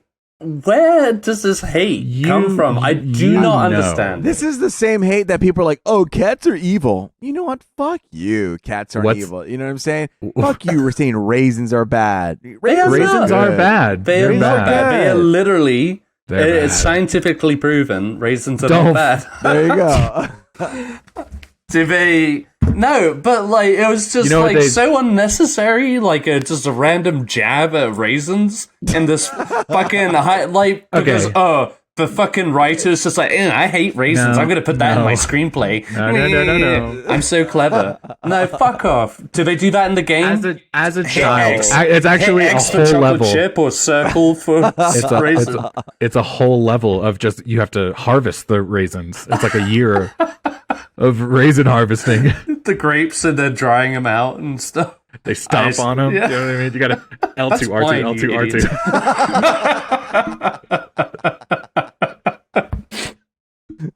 Oh man, no! I just like so unnecessary. I rolled my eyes so hard at that. I was just like, my favorite moment. Be grateful the bitch is making cookies. Like, also, if we're rolling eyes, I'm just because we're rolling. Roll those eyes. Come on. There's one moment when she's getting the dog, and she's like, "Calm down, dog. What's going on?" And the dog just runs away. Hell yeah! If it was me, I'd be like, "Holy fuck, the dog ran away!" I would run after the dog and make sure it didn't go away. And she's like, "Oh," and she just lets the dog go, unconcerned that a dog just ran away from the house. I would be so panicked that I've lost a dog. She goes all the way into their house. I will say that narratively we had to move forward, but for me, I've had a moment when a dog has broken out of my leash and I panicked. Yeah, and she picked so carelessly, like, "Oh, okay, whatever." It's just whatever. Not my dog. She's thinking they live on a cul-de-sac. You know what I mean? She's like, "Where's he gonna go? You know what? In a fucking circle. He'll be right back." Really, not a big deal at all. Loving the show. It was just lots worse going on. I was kind of hopeful that like, the dog's going to be a companion throughout the show. Ed, no, they're gonna kill that dog. 20 years later, time killed that dog. Okay? Yeah, they don't. No, I got that. They don't live that long immediately, but I was like hopeful. It's like, I want to see the web series of The Last of Us following the dog. The dog is Mercy. It's just like The Last of Mercy with the guitar. I can't wait for the TV HBO Max adaptation of Stray. Yeah. That'd be so good. We'll get a little Mercy cameo in it too. Kristen was asking me, she was like, "Are there animals in the game? Like, do they have?" And I was trying to think back, and like, there are definitely animals, and it's like I can't remember why they justify them not getting zombified, but you know, you see dogs, you see zoo animals, you see birds and shit throughout, just kind of like peppered throughout the game. Yeah, in both games. I'll be in interested. The second game, especially, there's dogs that run around with you. So yeah, there's always dogs in these post-apocalyptic things. They're like Twinkies, you know? They don't die until like the main character has to kill it because whatever. Got it. Yeah. I will say just real quick, if before we move on to the second half of the episode, that reveal of the old lady, I guess, eating. Oh man, such a good moment. Like the whatever's going on with the fibers coming out of her mouth was terrifying. That's not in the game. That's not in the game. That's new to the show. And do you like it? I'm going to point that out a lot. Okay. Do it. I was initially like, "Oh, that's different," but then what I had to tell myself was like, "Okay, there's going to be different things." You know? Yeah. What do you want? You want new stuff? You want old stuff? Come on. Exactly. Yeah. Exactly. No, I think, but like that again, it just makes it so much more. I don't know, just interesting from like a zombie eat human perspective. It's not just a simple like, I'm chewing up this guy. It's like it's consuming and I don't know, transferring. Yeah, it's bacteria or whatever you want to call it. Fungus specifically, because I'm assuming that's how that works, but like. And I guess we see the development of it throughout the episode later on, like when we see that guy planted on the wall. Did you see? You saw Annihilation? You know what, Ed? I feel so bad saying I did not see Annihilation. I really want to, and I only mention it just because there's a scene in that where basically this guy's body it's kind of like spread out and consumed, by the wall kind of thing. And that's what it made me think of. But I still like it. Like visually, it's very like intense and like more devastating than just like people eating you. It's like this thing consumes you, and eventually, like you corrode and kind of just kind of like I don't know. Melt into whatever's around you, your environment. Terrifying. I might be. I guess might roll into the second part of it. Miguel, I don't know what you have for the second part, but I don't have the notes in front of me. but I'm curious about a couple things. But I want you to run the show. So we cut to 20. Sorry, and I'm back, you guys. Sorry, I was mid sentence when my fucking internet cut out. Here we are. We've had a big, heavy snow and wind day today, so I thought my power was going to go out. No. Anyway, we cut to the second half of the episode is 20 years later. The first thing that I just wanted to talk about, just to kind of wrap up my thought from earlier about how the scene where Joel's daughter dies is obviously heartbreaking and very tough. For me, though, the immediate scene after that, although there are some kind of like a little bit of a so-so moment right at the beginning, where we are introduced to this 20 years later, and there's this boy in a red shirt walking through the field or whatever, and then gets picked up by the quarantine police, whatever they're called. Fedra. I thought that was a touching moment. It was clear, like, oh yeah, this kid's gonna die. We all know this kid's gonna die. But this was not in the game, and they, I thought, did a really good job in the scene with having this female police officer kind of sit down and kind of hold his hand through the moment and not let him be alone. And it was very touching, and that was really the moment that I teared up more in this episode. Oh, I thought that was like, I don't know, almost like just reaffirming the situation. Back to back was an odd choice. I thought we just But I kind of see why the studio is just like, oh, why would you end right after just killing two kids? Mm-hmm.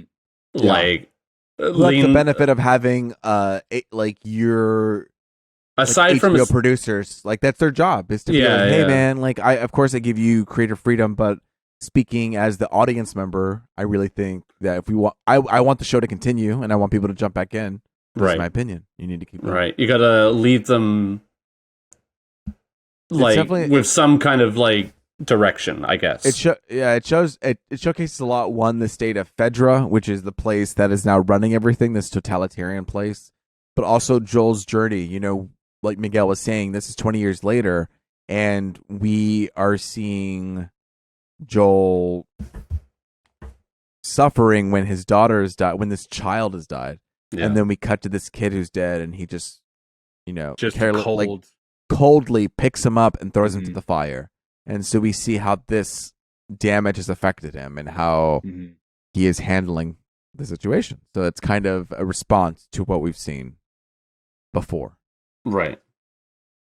I get it. It's like an establishing. It's establishing. Moment. And a very effective one, too. It's just like, instantly you're just like, it's kind of what's totalitarian or militarian society. And I don't know if you caught it, but there is this other group called the Fireflies who are kind of fighting against Fedra, or there is some sort of like rebellion that's happening against them. It was kind of briefly touched. But this episode is a lot of setup, and then we finally get to the inciting incident when Joel meets Ellie.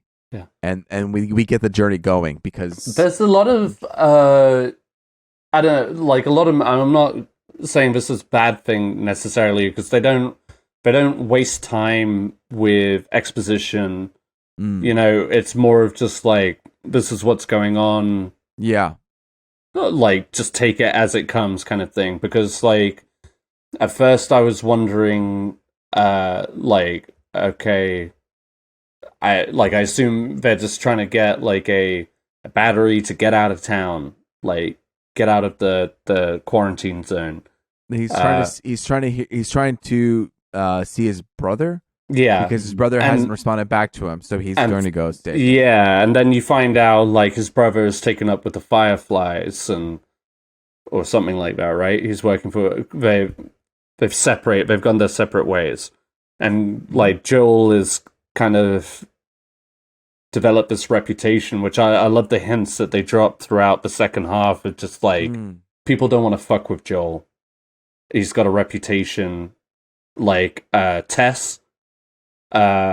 She's just like, oh, I really want you to go handle this guy kind of thing, and he didn't want to get fucked with Joel. Like he didn't want to have to run into Joel because he had his guys beat her up or whatever. Yeah. So yeah, I love that little sprinkling of, and you kind of get that from Pedro Pascal's performance. It's just like done fucking around. Like his daughter was taken from him from these guys who are basically dictating their day-to-day lives. He's making ends meet, just trying to find resources like everybody else is, but do not fuck with Joel. Whatever his last name is. But Tess no, I really has, dug that. it's almost like Tess has like a leash on Joel. Yeah. And he's like this wild animal, and I guess just, like, go. But and she get like a fierceness from her too. Like she, and I guess we'll find out. But yeah. That's what I want to ask for Miguel, like your opinion on Tess, because you've obviously seen Tess in the video game. Mm-hmm. But what is your opinion when you saw Tess on screen? Played by Anna Torv of Mindhunter fame.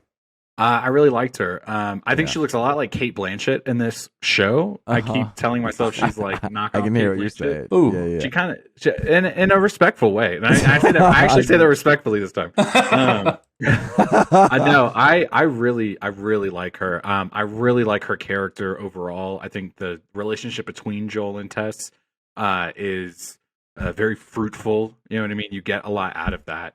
And so it's exciting to kind of see them have the same kind of chemistry here. I think they both really nail that dynamic.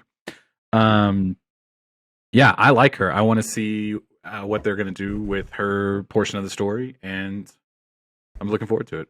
Yeah, I agree. I think it was really nice to see her. I liked her ferocity, and I loved her performance, and I love the translation of her on screen. What's funny is if you were to compare like The Last of Us, the first time it was released in like 2003 or whatever, not 2013. The character model for Tess then, and then the character model for Tess in, like, for example, the one you just played, the remake, the PS5 remake. She looks more like the PS5 remake version. It's like you could tell they were very specific to like cast her based off of this look, right? And she looks just like the character. I see it immediately. Cool. Well, I had a question, just like a little spoilery, and Ed, you might want to just take your headphones off for this one because I don't want you to get too spoiled. All right. So just take your headphones off real quick, and I'll flag you when it's time. All right. Miguel, for spoiler alert from Marlene, obviously she's here.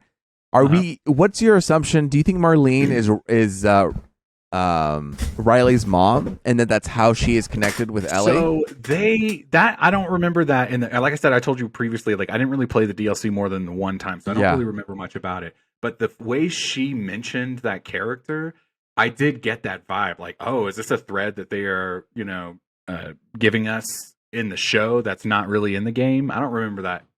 I don't think it was in the game either, but I think there was something that they're adding here to the story where like she's really close to Ellie. And she put Ellie into the system because Ellie was super close to Riley, and Marlene is either an aunt or a mom or some sort of close connection to Riley, and that she knows Ellie loves Riley, and that's why she's kind of has this sweetness to her. And it really is unfortunate how everything is going to play out. If you've played the game, you know where it's going to go. How Marlene is kind of stuck in the situation. But I didn't know what you thought your thoughts were on if she was related to Riley in some way. I did pick up on that. Sorry, I just realized I had my volume fully up. I did pick up on that on this second watch that I watched today. Like, oh man, she mentioned that Riley character, and I didn't remember that in the game. Yeah, I'm looking forward to it. I think that's if it's not been done before, and this is how they're showing that in the TV show, I think you're here for it. Rocks. Sorry, okay. my kids. I'm gonna bring Ed back. Okay, cool. Just had to talk some inside baseball, Ed. No worries. Looking forward to the future. I literally just realized that. Oh, Ed, you could have gotten another drink, you idiot. But no. I mean, obviously, I'm not looking at the show notes, but I'm also curious about what was everyone's thoughts about when Joel became very protective. Sorry. It's okay. Became very protective for Ellie. Mm-hmm. And started beating up that dude because he kind of had this flashback to the time, and Ellie was kind of into it. Ellie was into okay. Go ahead. No, I kind of loved that moment. I haven't been reading too much into it to where I'm getting a clear idea of what I guess maybe specifically fans of the game are feeling towards Bella Ramsey's casting. I was very keen on it. I'm excited for her to take on this role. I think it defied expectations, and rightfully so. I'm kind of over the whole fan casting thing, and especially, how old is this character supposed to be, roughly? Supposed to be like 14. Yeah. How weirdly possessive people have been getting about how different she looks. Like, oh, she should be like hot or whatever. It's like gross. That is really gross. And I just thought, like, she has this kind of animalistic nature to her where she's I don't know, just kind of there's a wildness to her, and in that moment, when the lightning flashed on her, and there's like this almost excitement in her eyes. Okay. I'm just like, yeah, I was just like, oh shit, it's not gonna be this kind of just like straightforward like mentor trainee kind of connection. No, he's not just gonna protect her. Bitch has her own fucking switchblade. She's already used it like twice in the show. Their first meeting, by the way, I thought was hilarious. The way he just throws her against the wall. Her. I thought it was great. But yeah, that moment was great. It's terrifying but exciting at the same time. Like, what I loved about that scene was when the guard points the gun at him, and he right before he has this like obviously flashback moment thinking about the first time that happened to him. It almost looks like his eyes are just fully black. You know what I mean? Just like all pupil. Even though that's not the case, it's just like the effect of the lighting or whatever. Sure. It just, to me, that played so well. It was like this darkness took over. You know what I mean? Yeah, that's good. And I mean, I immediately knew they were going to cut to this like previous moment, and then you have him like have this like PTSD of it. And I thought that was awesome. I will say this: I did not catch on my first viewing that Ellie was so into it until I was watching the behind the scenes, that part of the episode, and the guy was, when they were talking about the moment, and he was like, and Ellie kind of liked it, and I was like, ew, why did you say it like that? That wasn't the vibe I got. The vibe I got was just like, oh, I'm like with people that like take care of business kind of deal.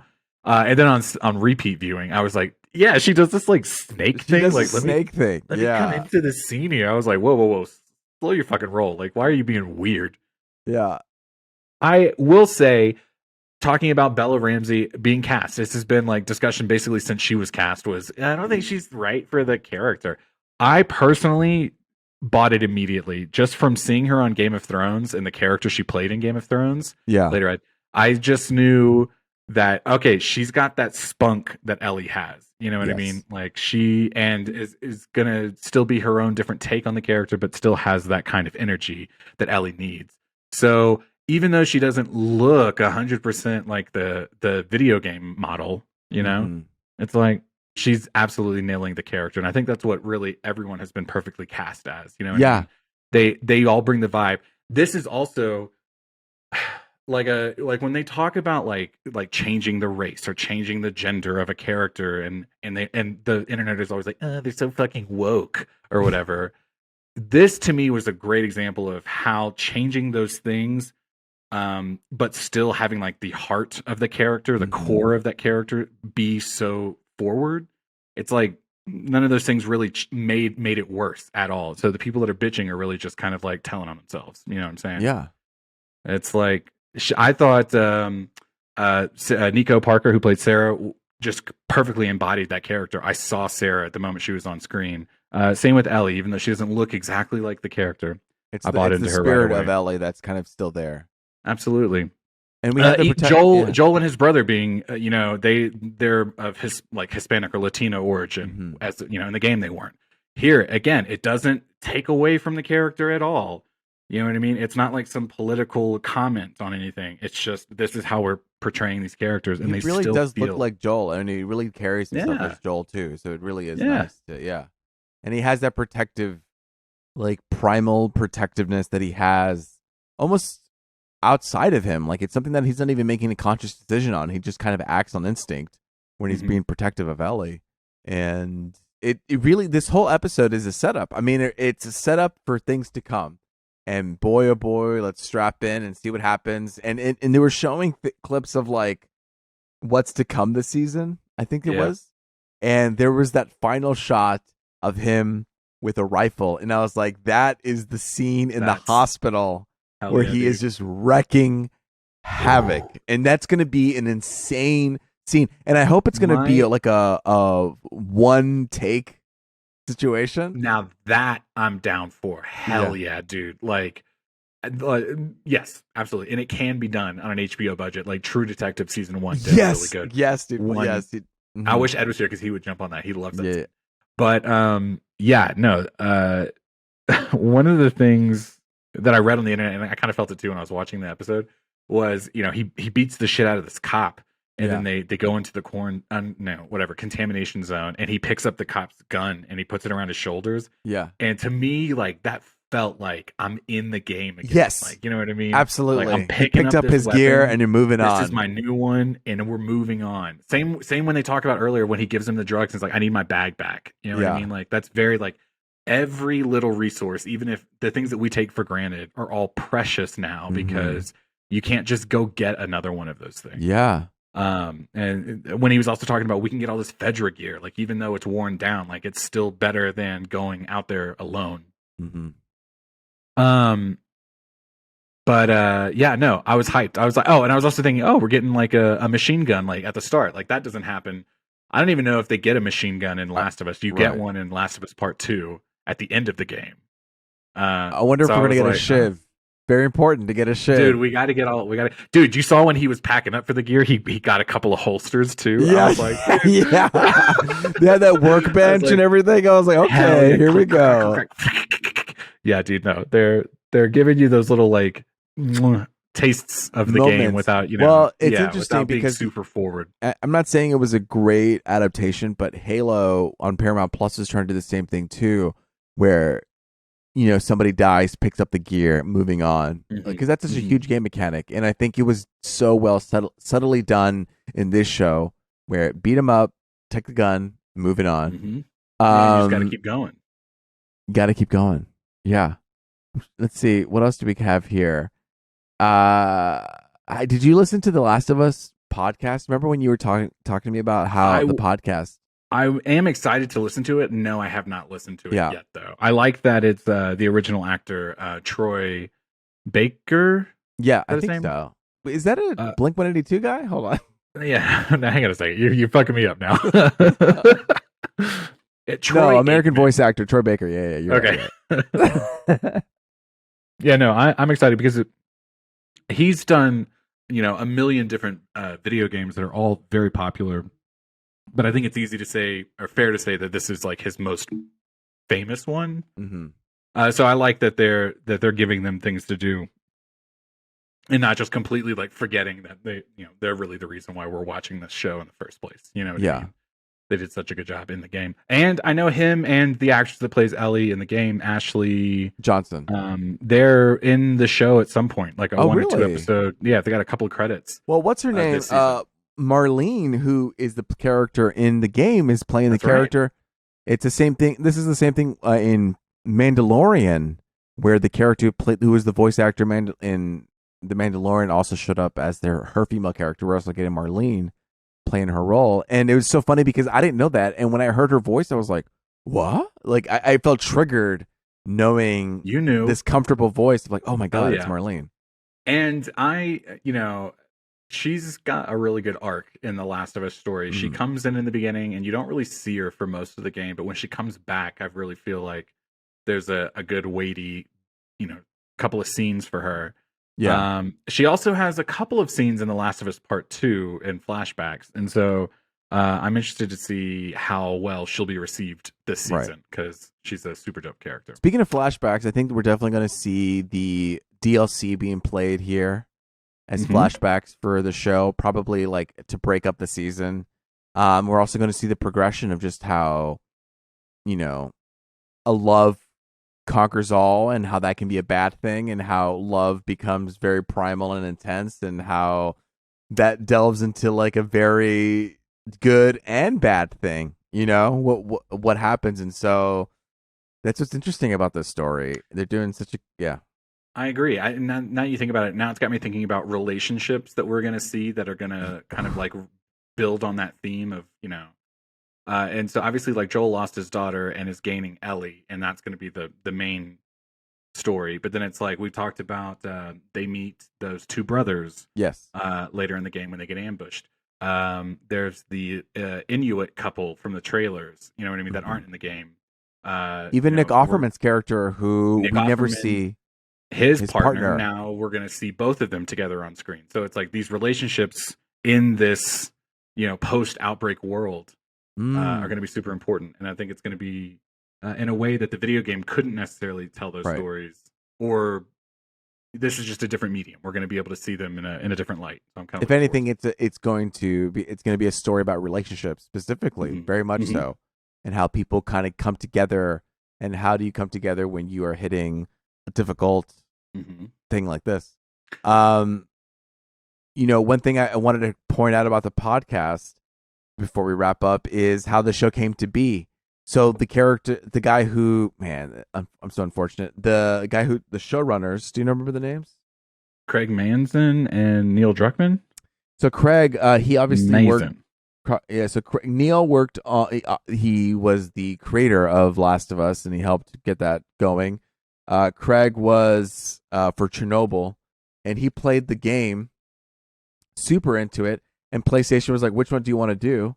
And he's like, "Where's Last of Us?" And they're like, "Well, Last of Us isn't on the list. It's being done by Neil." And Neil on the side end was trying to make a movie out of it, and he couldn't because it was just so much to put together for a movie that didn't fit. And so he was having difficulty. Craig wanted to do Last of Us, but he couldn't. And then the rights went back to Naughty Dog, and somehow I think an actor from Last of Us 2 connected both of them together, and they were just starting to have a conversation. He's like, "Hey man, I really enjoyed your stuff." And he's like, "Hey man, I really enjoyed your stuff." And they just started to have a conversation. And Neil, who created Last of Us, is like, "How difficult would it be to do Last of Us on HBO?" And he's like, "Oh, it's so easy. Let me just go talk to them." And just the fact that he said, "Oh yeah, no problem. Cool. I'll go talk to them." And after doing Chernobyl, he goes to HBO and he says, "Hey, I have this pitch." And Neil is so used to, or obviously pitching Last of Us because he's been doing it for years and years, trying to make it into a movie and things like that. But he sat back, he let Craig kind of give his take on it to HBO. HBO loved it, and they're like, "You know what? If you're floating on this idea, if you love this idea, we're going to give it to you." It almost inspired Neil again, because he is so used to hearing the story that to hear somebody else retell the story and to be connected to the story, it almost so passionate. Yes, it kind of ignited a fire in him again. And so it really became a perfect storm of these two creators coming together and telling the story on HBO. HBO was like, "Yes, go for it." And then they came together and they're doing the story. And I thought, wow, what an incredible, what a great, perfect, it's like kismet, things just aligning together. For sure. Yeah, they are definitely like a perfect match to get this content out. And I think a TV show is really the best way to go about making this. We had also heard recently that Sam Raimi was trying to do The Last of Us as a movie for a while. And it's like, you know what, man, there's so much. Think about how long the video game itself can be. You know what I mean?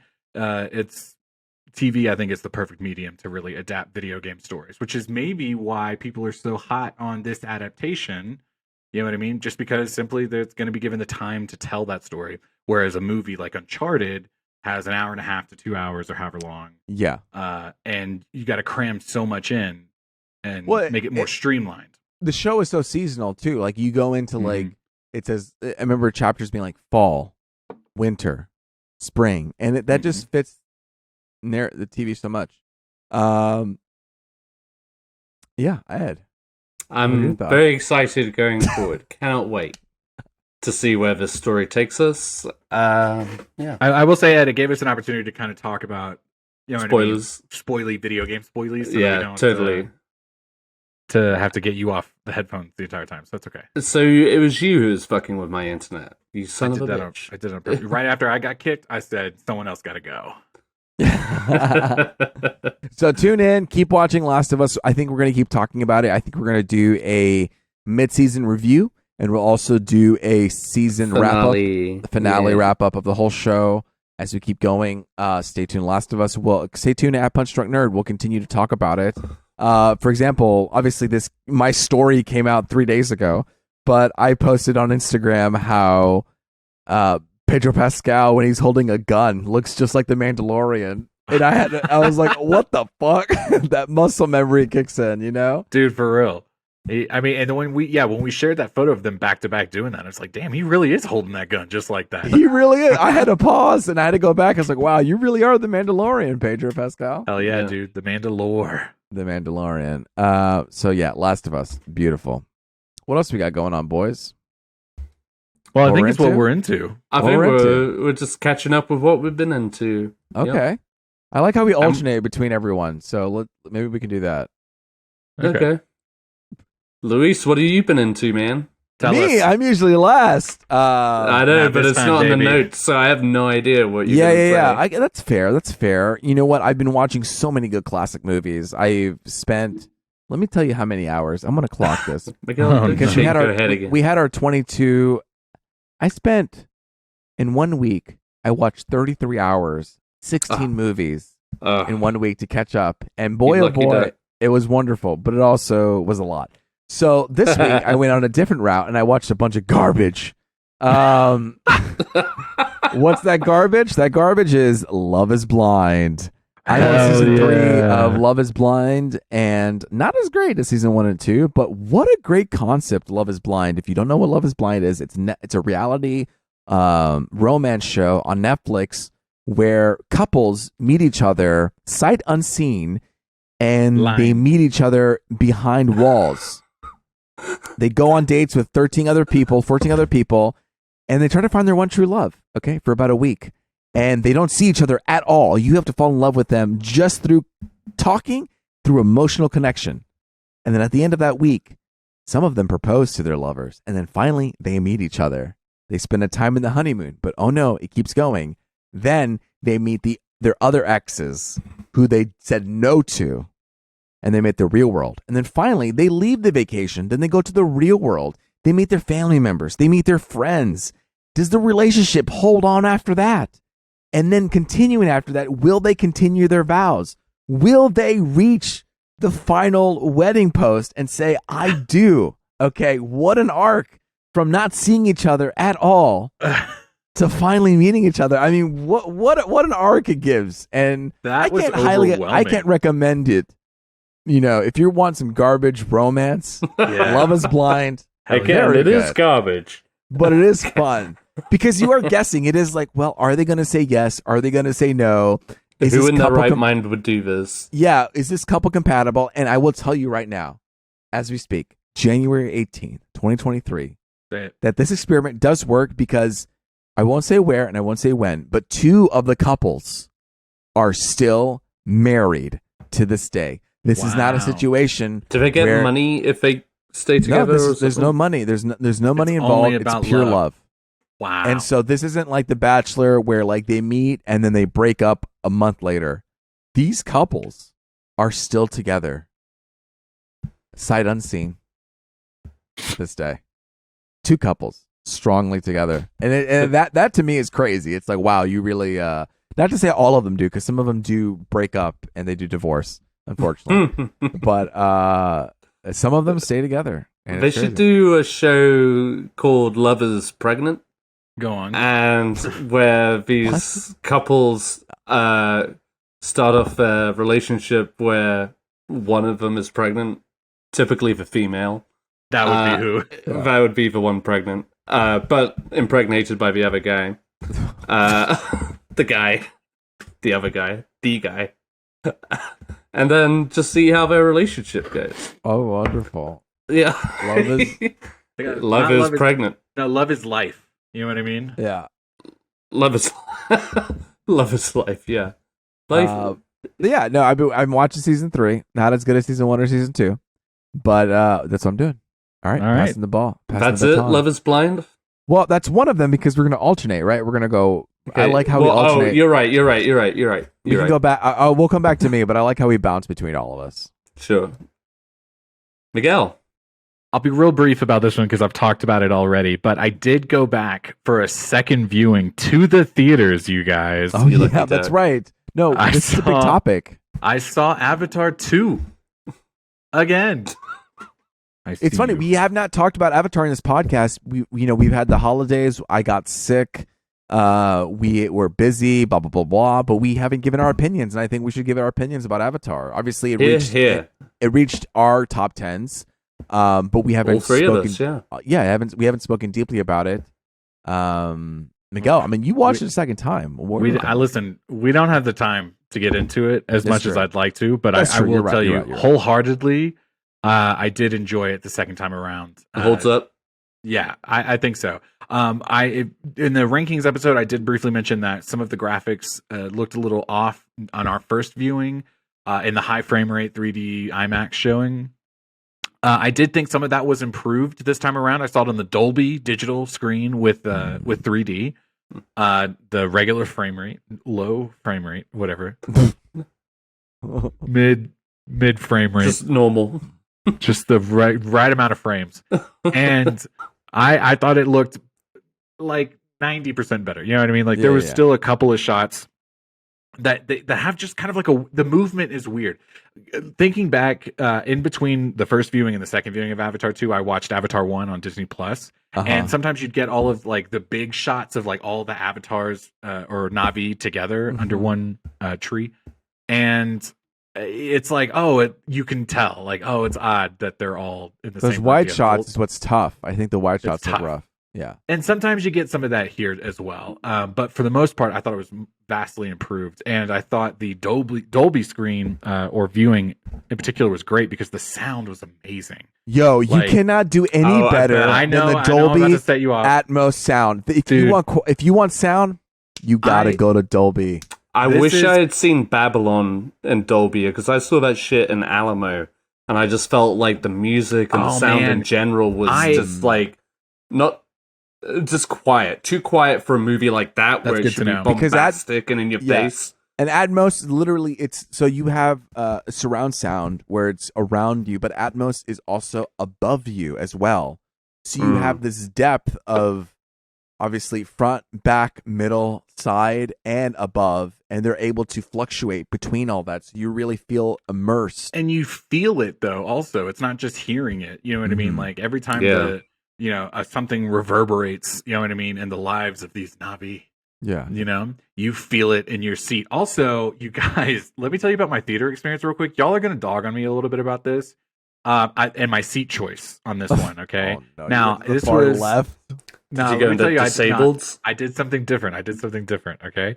So, in the theater that I was in, I picked the very back row, so the very top row. Okay. That's okay. That's fine. I know, but I just... The makeout row.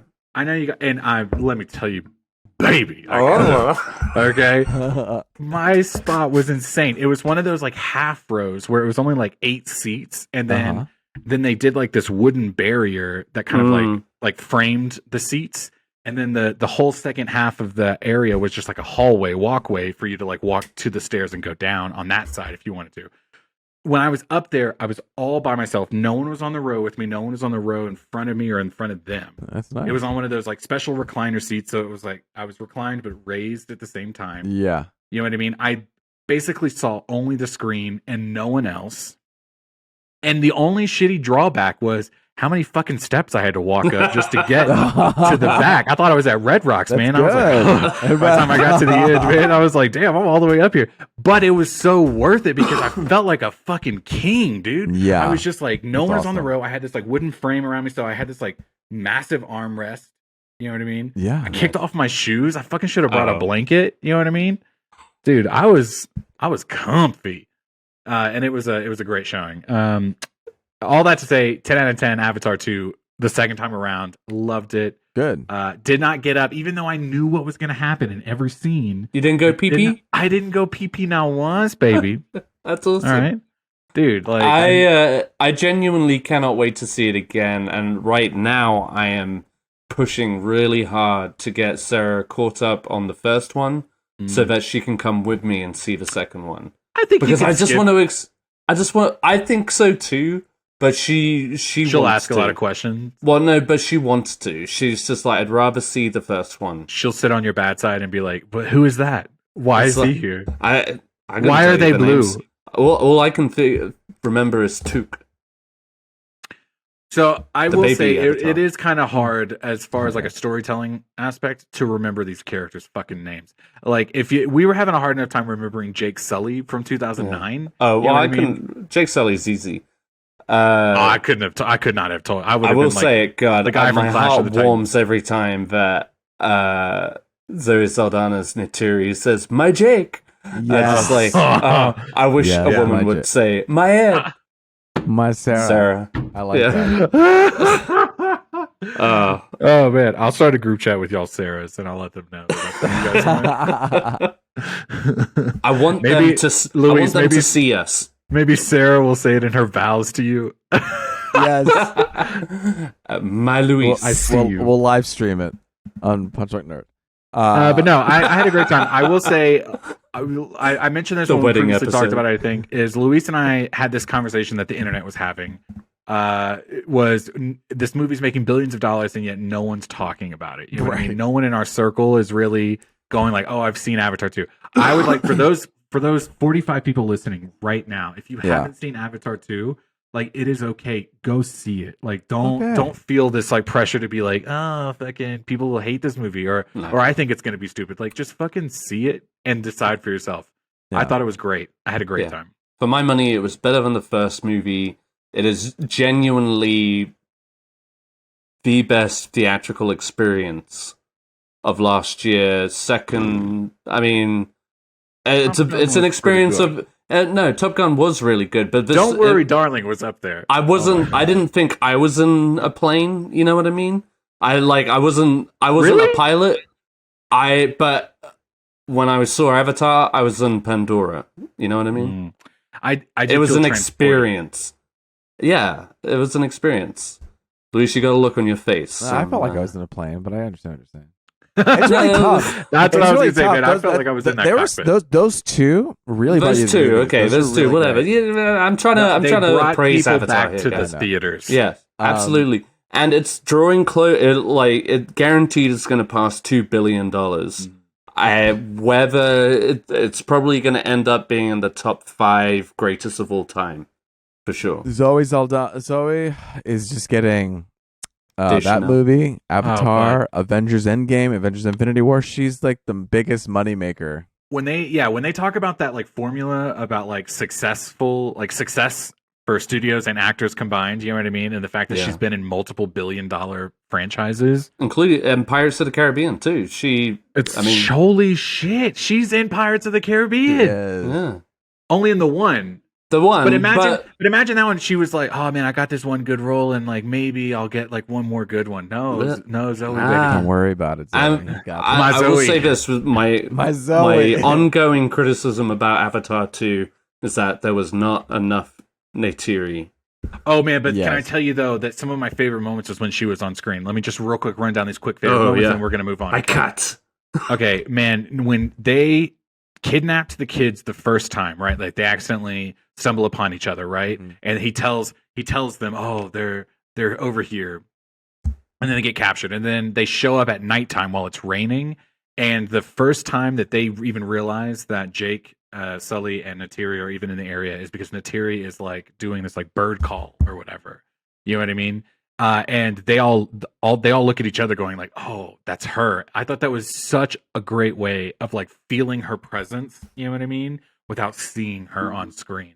Yeah. And every time she did anything like with the action, you know what I mean, like shooting these arrows on the Banshees and like getting these helicopter pilots, shooting these people in the head. I was just like, mwah. The way that fucking the bad guy Quaritch or whatever his name was, the way he was low key kind of afraid of her. I think I said this last time. I can't wait for that to come to a head. Like, dude, if that's not like a central theme throughout these movies, I'm going to be severely disappointed.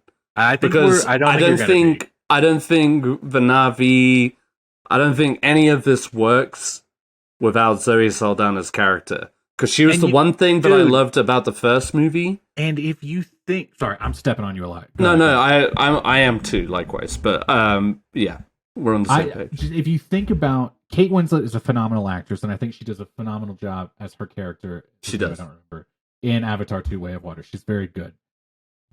I think the way she and other actors are portraying these Na'vi is really just a testament to how solid Zoe Saldana was in that first movie. Absolutely. She basically wrote the book on how to be a Na'vi. Yeah. And everyone is, even if they bring their own thing to the, I almost said thing, even though they bring their own thing, to the table. Yeah. You know, she is the blueprint. Yes, absolutely. And fucking shoot me for saying blueprint just now, too. But you know what I mean. I know what you meant. Give her an Oscar. Yeah, absolutely. Like, she's like the Andy Serkis of this franchise. I was just about to say, like, she is the big name of Avatar, of Pandora. The only reason these movies are going to continue to have like a stay in pop culture is really because of the work she's put in. You know what I mean? She's doing some shit up there that if you fucking put on one of those mocap suits right now and to the camera like hissed at me, I'd be like, settle down, you look stupid. Yeah. But she fucking brought like that gravitas to it. I'll talk about that everyone is replicating as well. So even if you don't see her on screen, that essence comes from Zoe, whether you know it or not. Beautiful. Loki better than Gamora, I think. Like, I like this character. I think this is my favorite. I think so too. Yeah, absolutely. Yeah. Here. Avatar 2, you guys. Avatar 2, The Way of Water. My biggest takeaway is go see that movie or watch it on Disney Plus when it comes out. No. Do it in the theaters, for fuck's sake. It is a theatrical experience. It is very good. It is very good in theaters, okay? I'm just saying, the whole point of it. Don't feel whatever like weird negative energy about going to see this movie. Just see it, and you'll know you like it or you don't. You know what I mean? Right. Enjoy. Punch Drunk Nerd, thank you very much. Ed, what are you into? So I pulled on the reins. Now that we're in the new year, I haven't been to see a movie in a couple of weeks, and I'm, freaking out.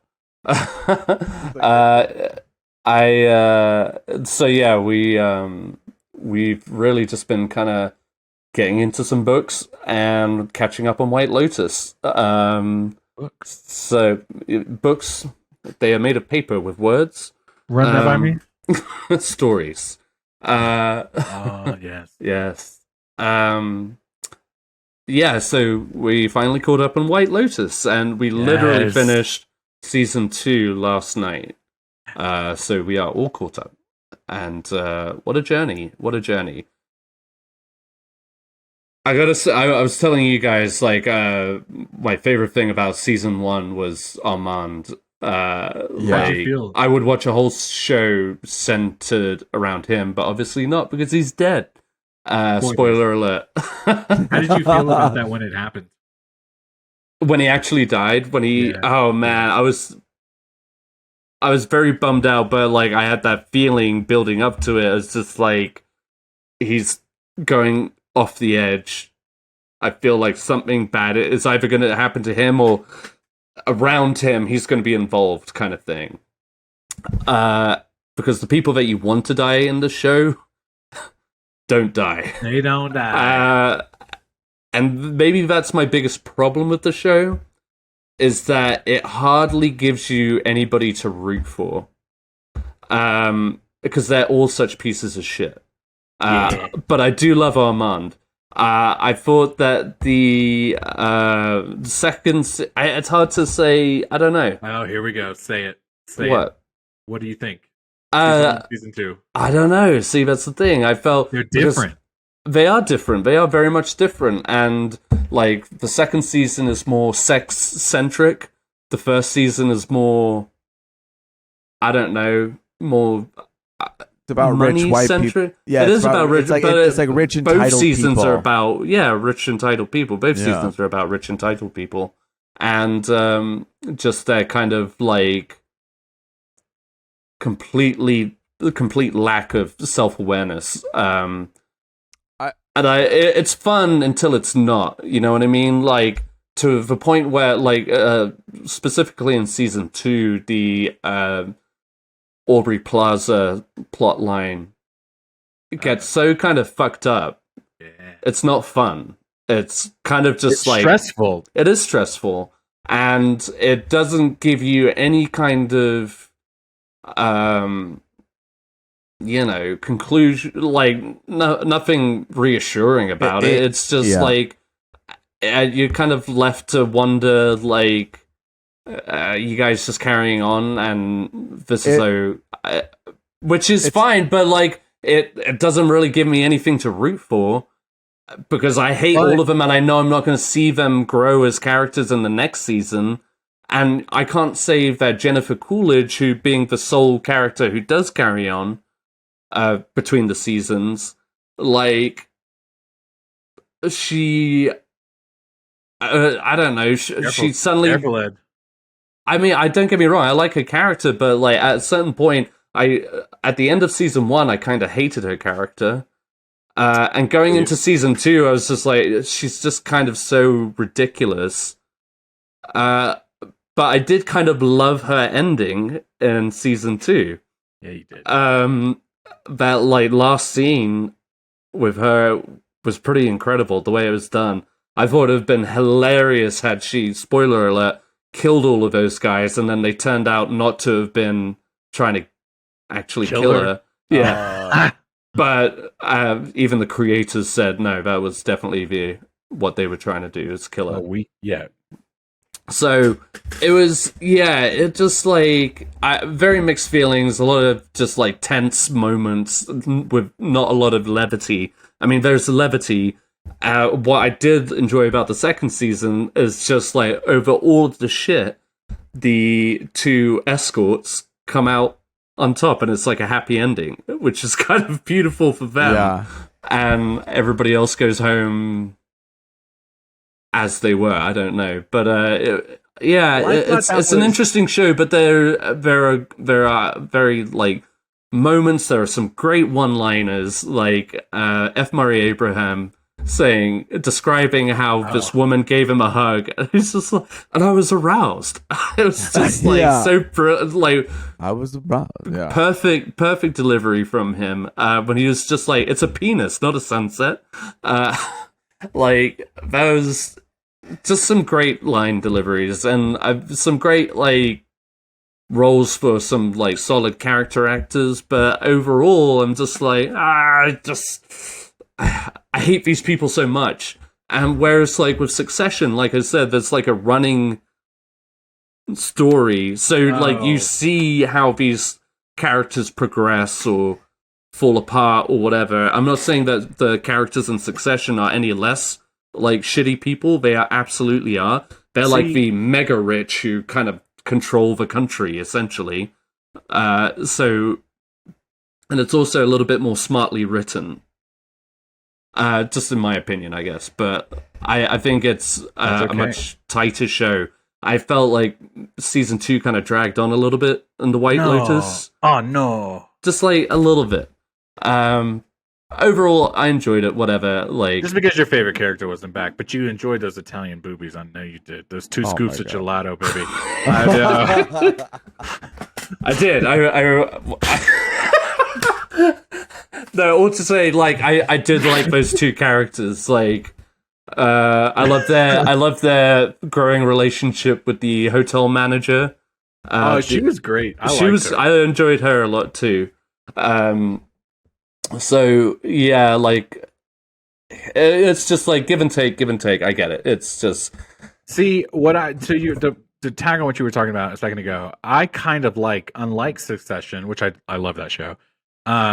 I like that these rich, gross people come in, they terrorize, you know what I mean, for their week of vacation, and then they fuck back off to their lives as though nothing happened. It's even like much ado about nothing at the end. Even when people get murdered, they're like, well, anyway, here's the plane. Yeah. I'm going back home now, or I'm going to do my own thing.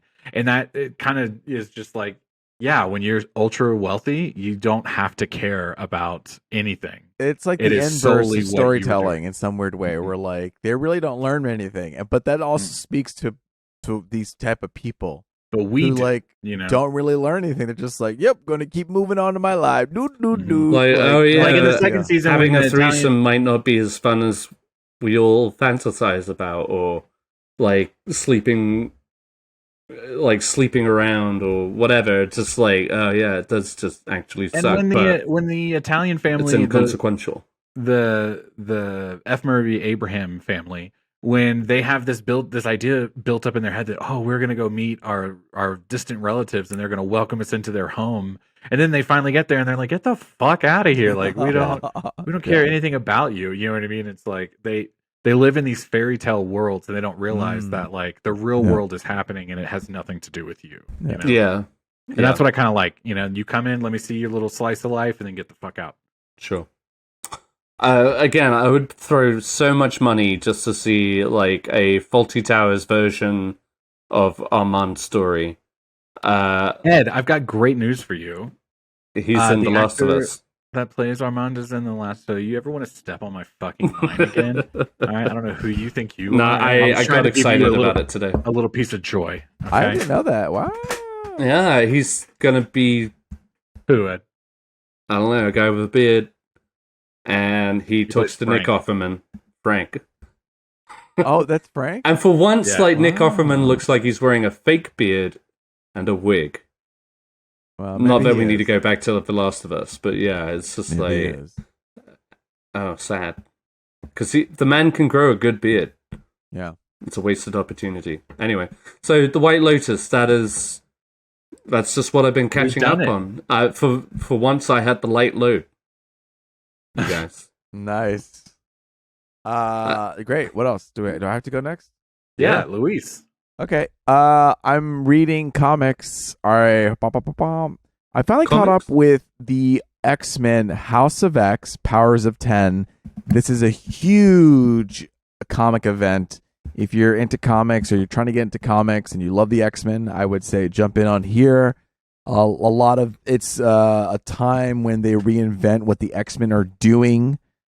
It is new, it is fresh, it is reinventing what the X-Men do, and it is ongoing. So the effects of this comic event, House of X, Powers of 10, are currently still being played out.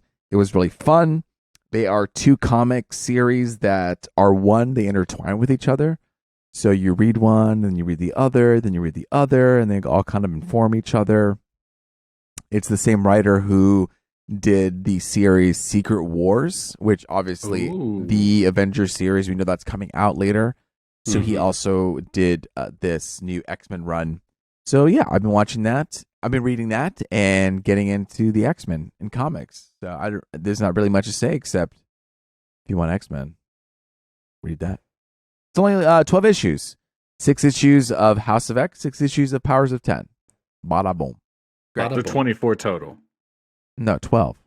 You said, 6 and 6. Sorry, my brain heard 12 and 12. Okay, got it. There we go. Pass it along. Miguel.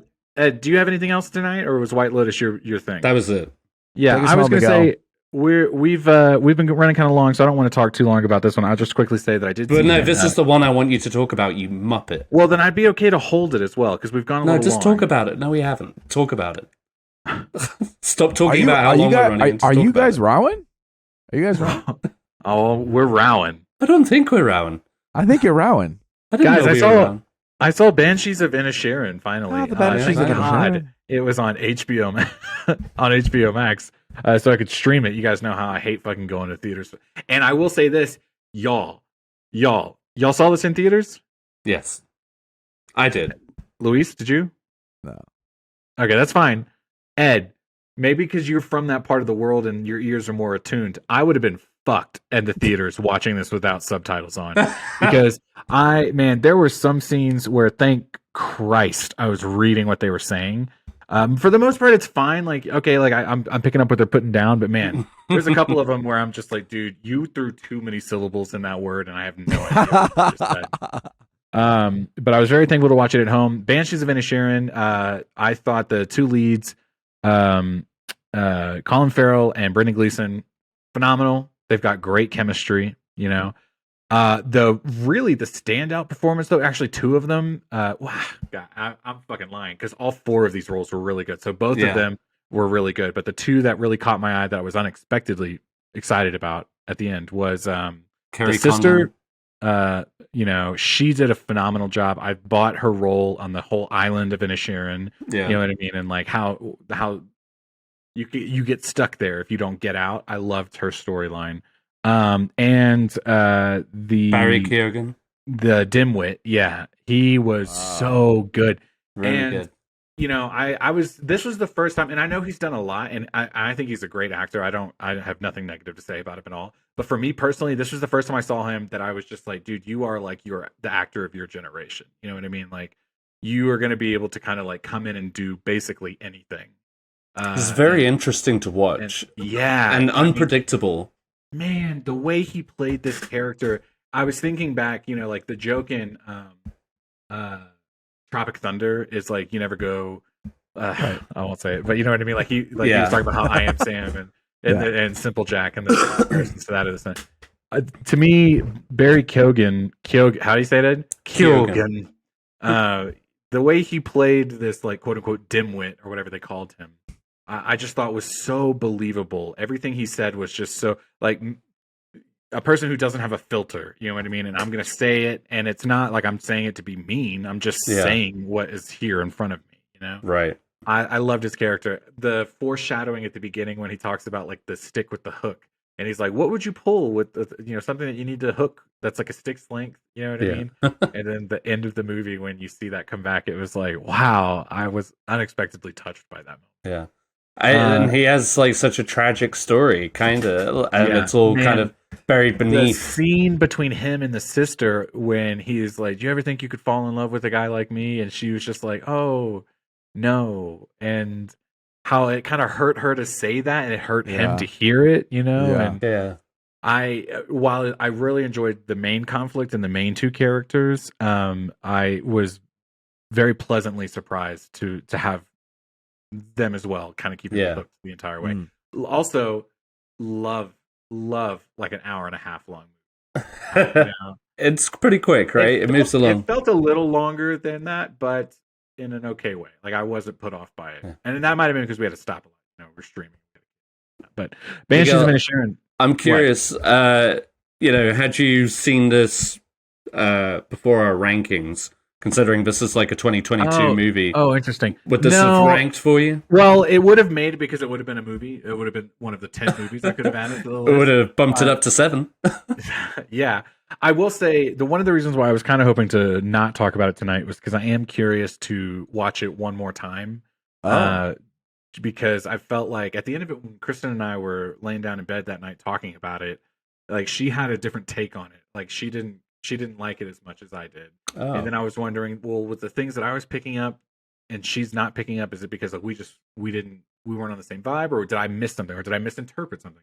So I kind of wanted to give it another go, and I think I will, because I mean, it's by Martin McDonagh, who did, and it's the same two guys who did In Bruges. Bruges is one of my favorite movies. So I'll definitely be seeing this one again, and hopefully I'll have a kind of a better handle on how I feel about it. Right.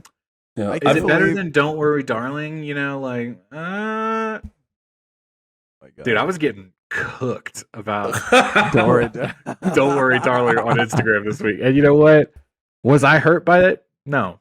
You know, sometimes you gotta just say some outlandish. Stick to your guns. Yeah. Hey, welcome to the party, man. Eternals forever. That's true. I didn't bring that shit up, but I could have. You could have, yeah, absolutely. Well, I'm glad you watched it, though. I had a great time. I felt like it was a movie you would enjoy at the very least, because of that dynamic, like, between... And with the month or so it's been on HBO Max, like I have tried multiple times to be like, hey, let's watch Banshees of Inisherin, and it's just never been the mood. And yesterday was finally like the right time. Nice. I started getting pissed off with like how he was cutting spoilers, how he was cutting his fingers off. I'm like, dude, get a fucking grip. Like, you're just being a dumbass cutting your fingers off every time like that. And he did more and more and more, and then got to the point where it killed that little goat or whatever, the little donkey. horse, the donkey. Yeah. And that pissed me off. And I was like, you know what? I know we're supposed to be like, oh no, don't burn him down. But I'm like, fuck no, I didn't get that vibe at all. I didn't feel like at the end I was supposed to want them to rekindle. No, I was like, yeah. I was just like, God, you really are gonna cut your fingers off again? Like, you're the one who's being so ridiculous right now about this situation. I needed him to catch up to the pettiness of Brendan Gleeson's character. You know what I mean?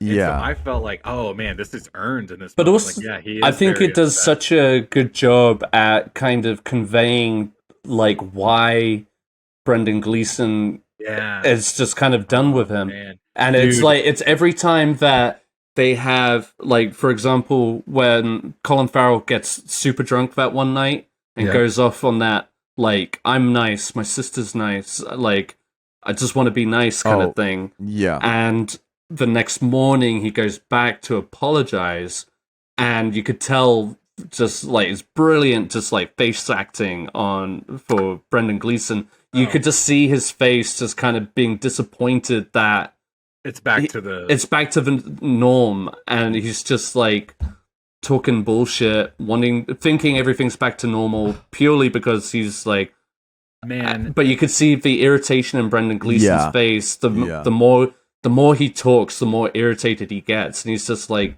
"This is my point. You can't leave it alone. You could have just walked away." You're talking about facial. Yeah, I have two things I want to touch on. You're talking about facial expressions. Colin Farrell, I think, fucking said a lot in this movie, even when he wasn't speaking. Like the way his character would respond to things. I was just like, dude, no wonder he is like getting all of these like awards talk right now. Like especially him of the movie as opposed to him and Brendan Gleeson, who I thought also did a really good job. But like seeing it through Colin Farrell's eyes, his character's eyes, I think he's just nailing. I don't know, most of the reactions on the film, but one of the things that I thought they did a really good job was pointing out how not only is he dull, but he's also kind of dumb. He's like emotionally dumb. You know what I mean? Like he doesn't, don't read that sad book because you'll just be sad. Right. You know what I mean? Like he doesn't really understand like empathy. Right.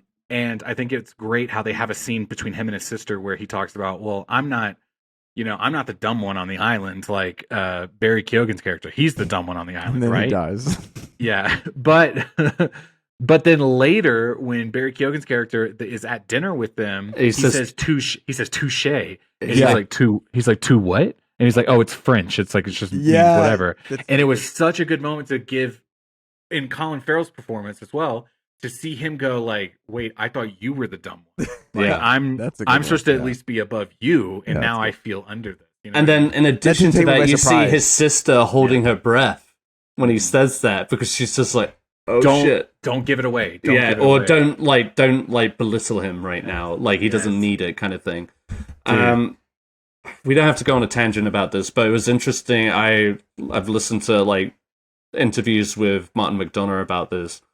And there was initially a scene where they go visit Colin Farrell and Kerry Condon's parents' grave. Because you remember they're talking to that old lady, and she's like, how long has it been since your parents passed?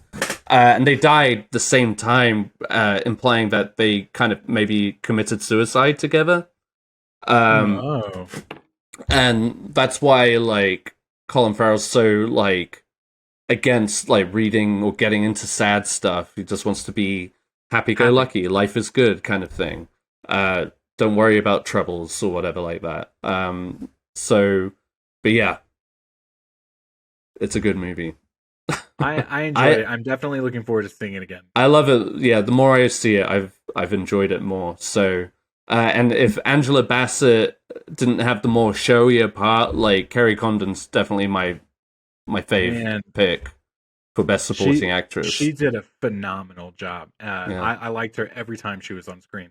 I liked the way that she was able to go straight up to Brendan Gleeson's character and just give him what for without having to worry like, oh, you're going to cut off your hand next. You know what I mean? Like, I can say the things that my brother is too dumb to say or is not in a spot to say, you know? Right. Yeah. No, she was phenomenal. Good. 10 out of 10. Banshee of Inisherin. Check it out on HBO. Nerd, you guys. We did it, right? We did it. That was a fun one. It was fun. Man, I turned up lit on this episode. Shout out. Hey, we live up to our name. All right. Yeah, that's right. We live up to Punch Drunk Nerd. Tune in next week when we're going to continue this whole podcast where we're going to talk about the nerd news. We're going to have a featured discussion. And then, of course, we're going to talk about what we're into. What is that? What are we going to be into? I don't know. But find out next week. But guess what? It'll still be us. Me, Luis Gonzalez, and Miguel Sanchez. And Ed Bull.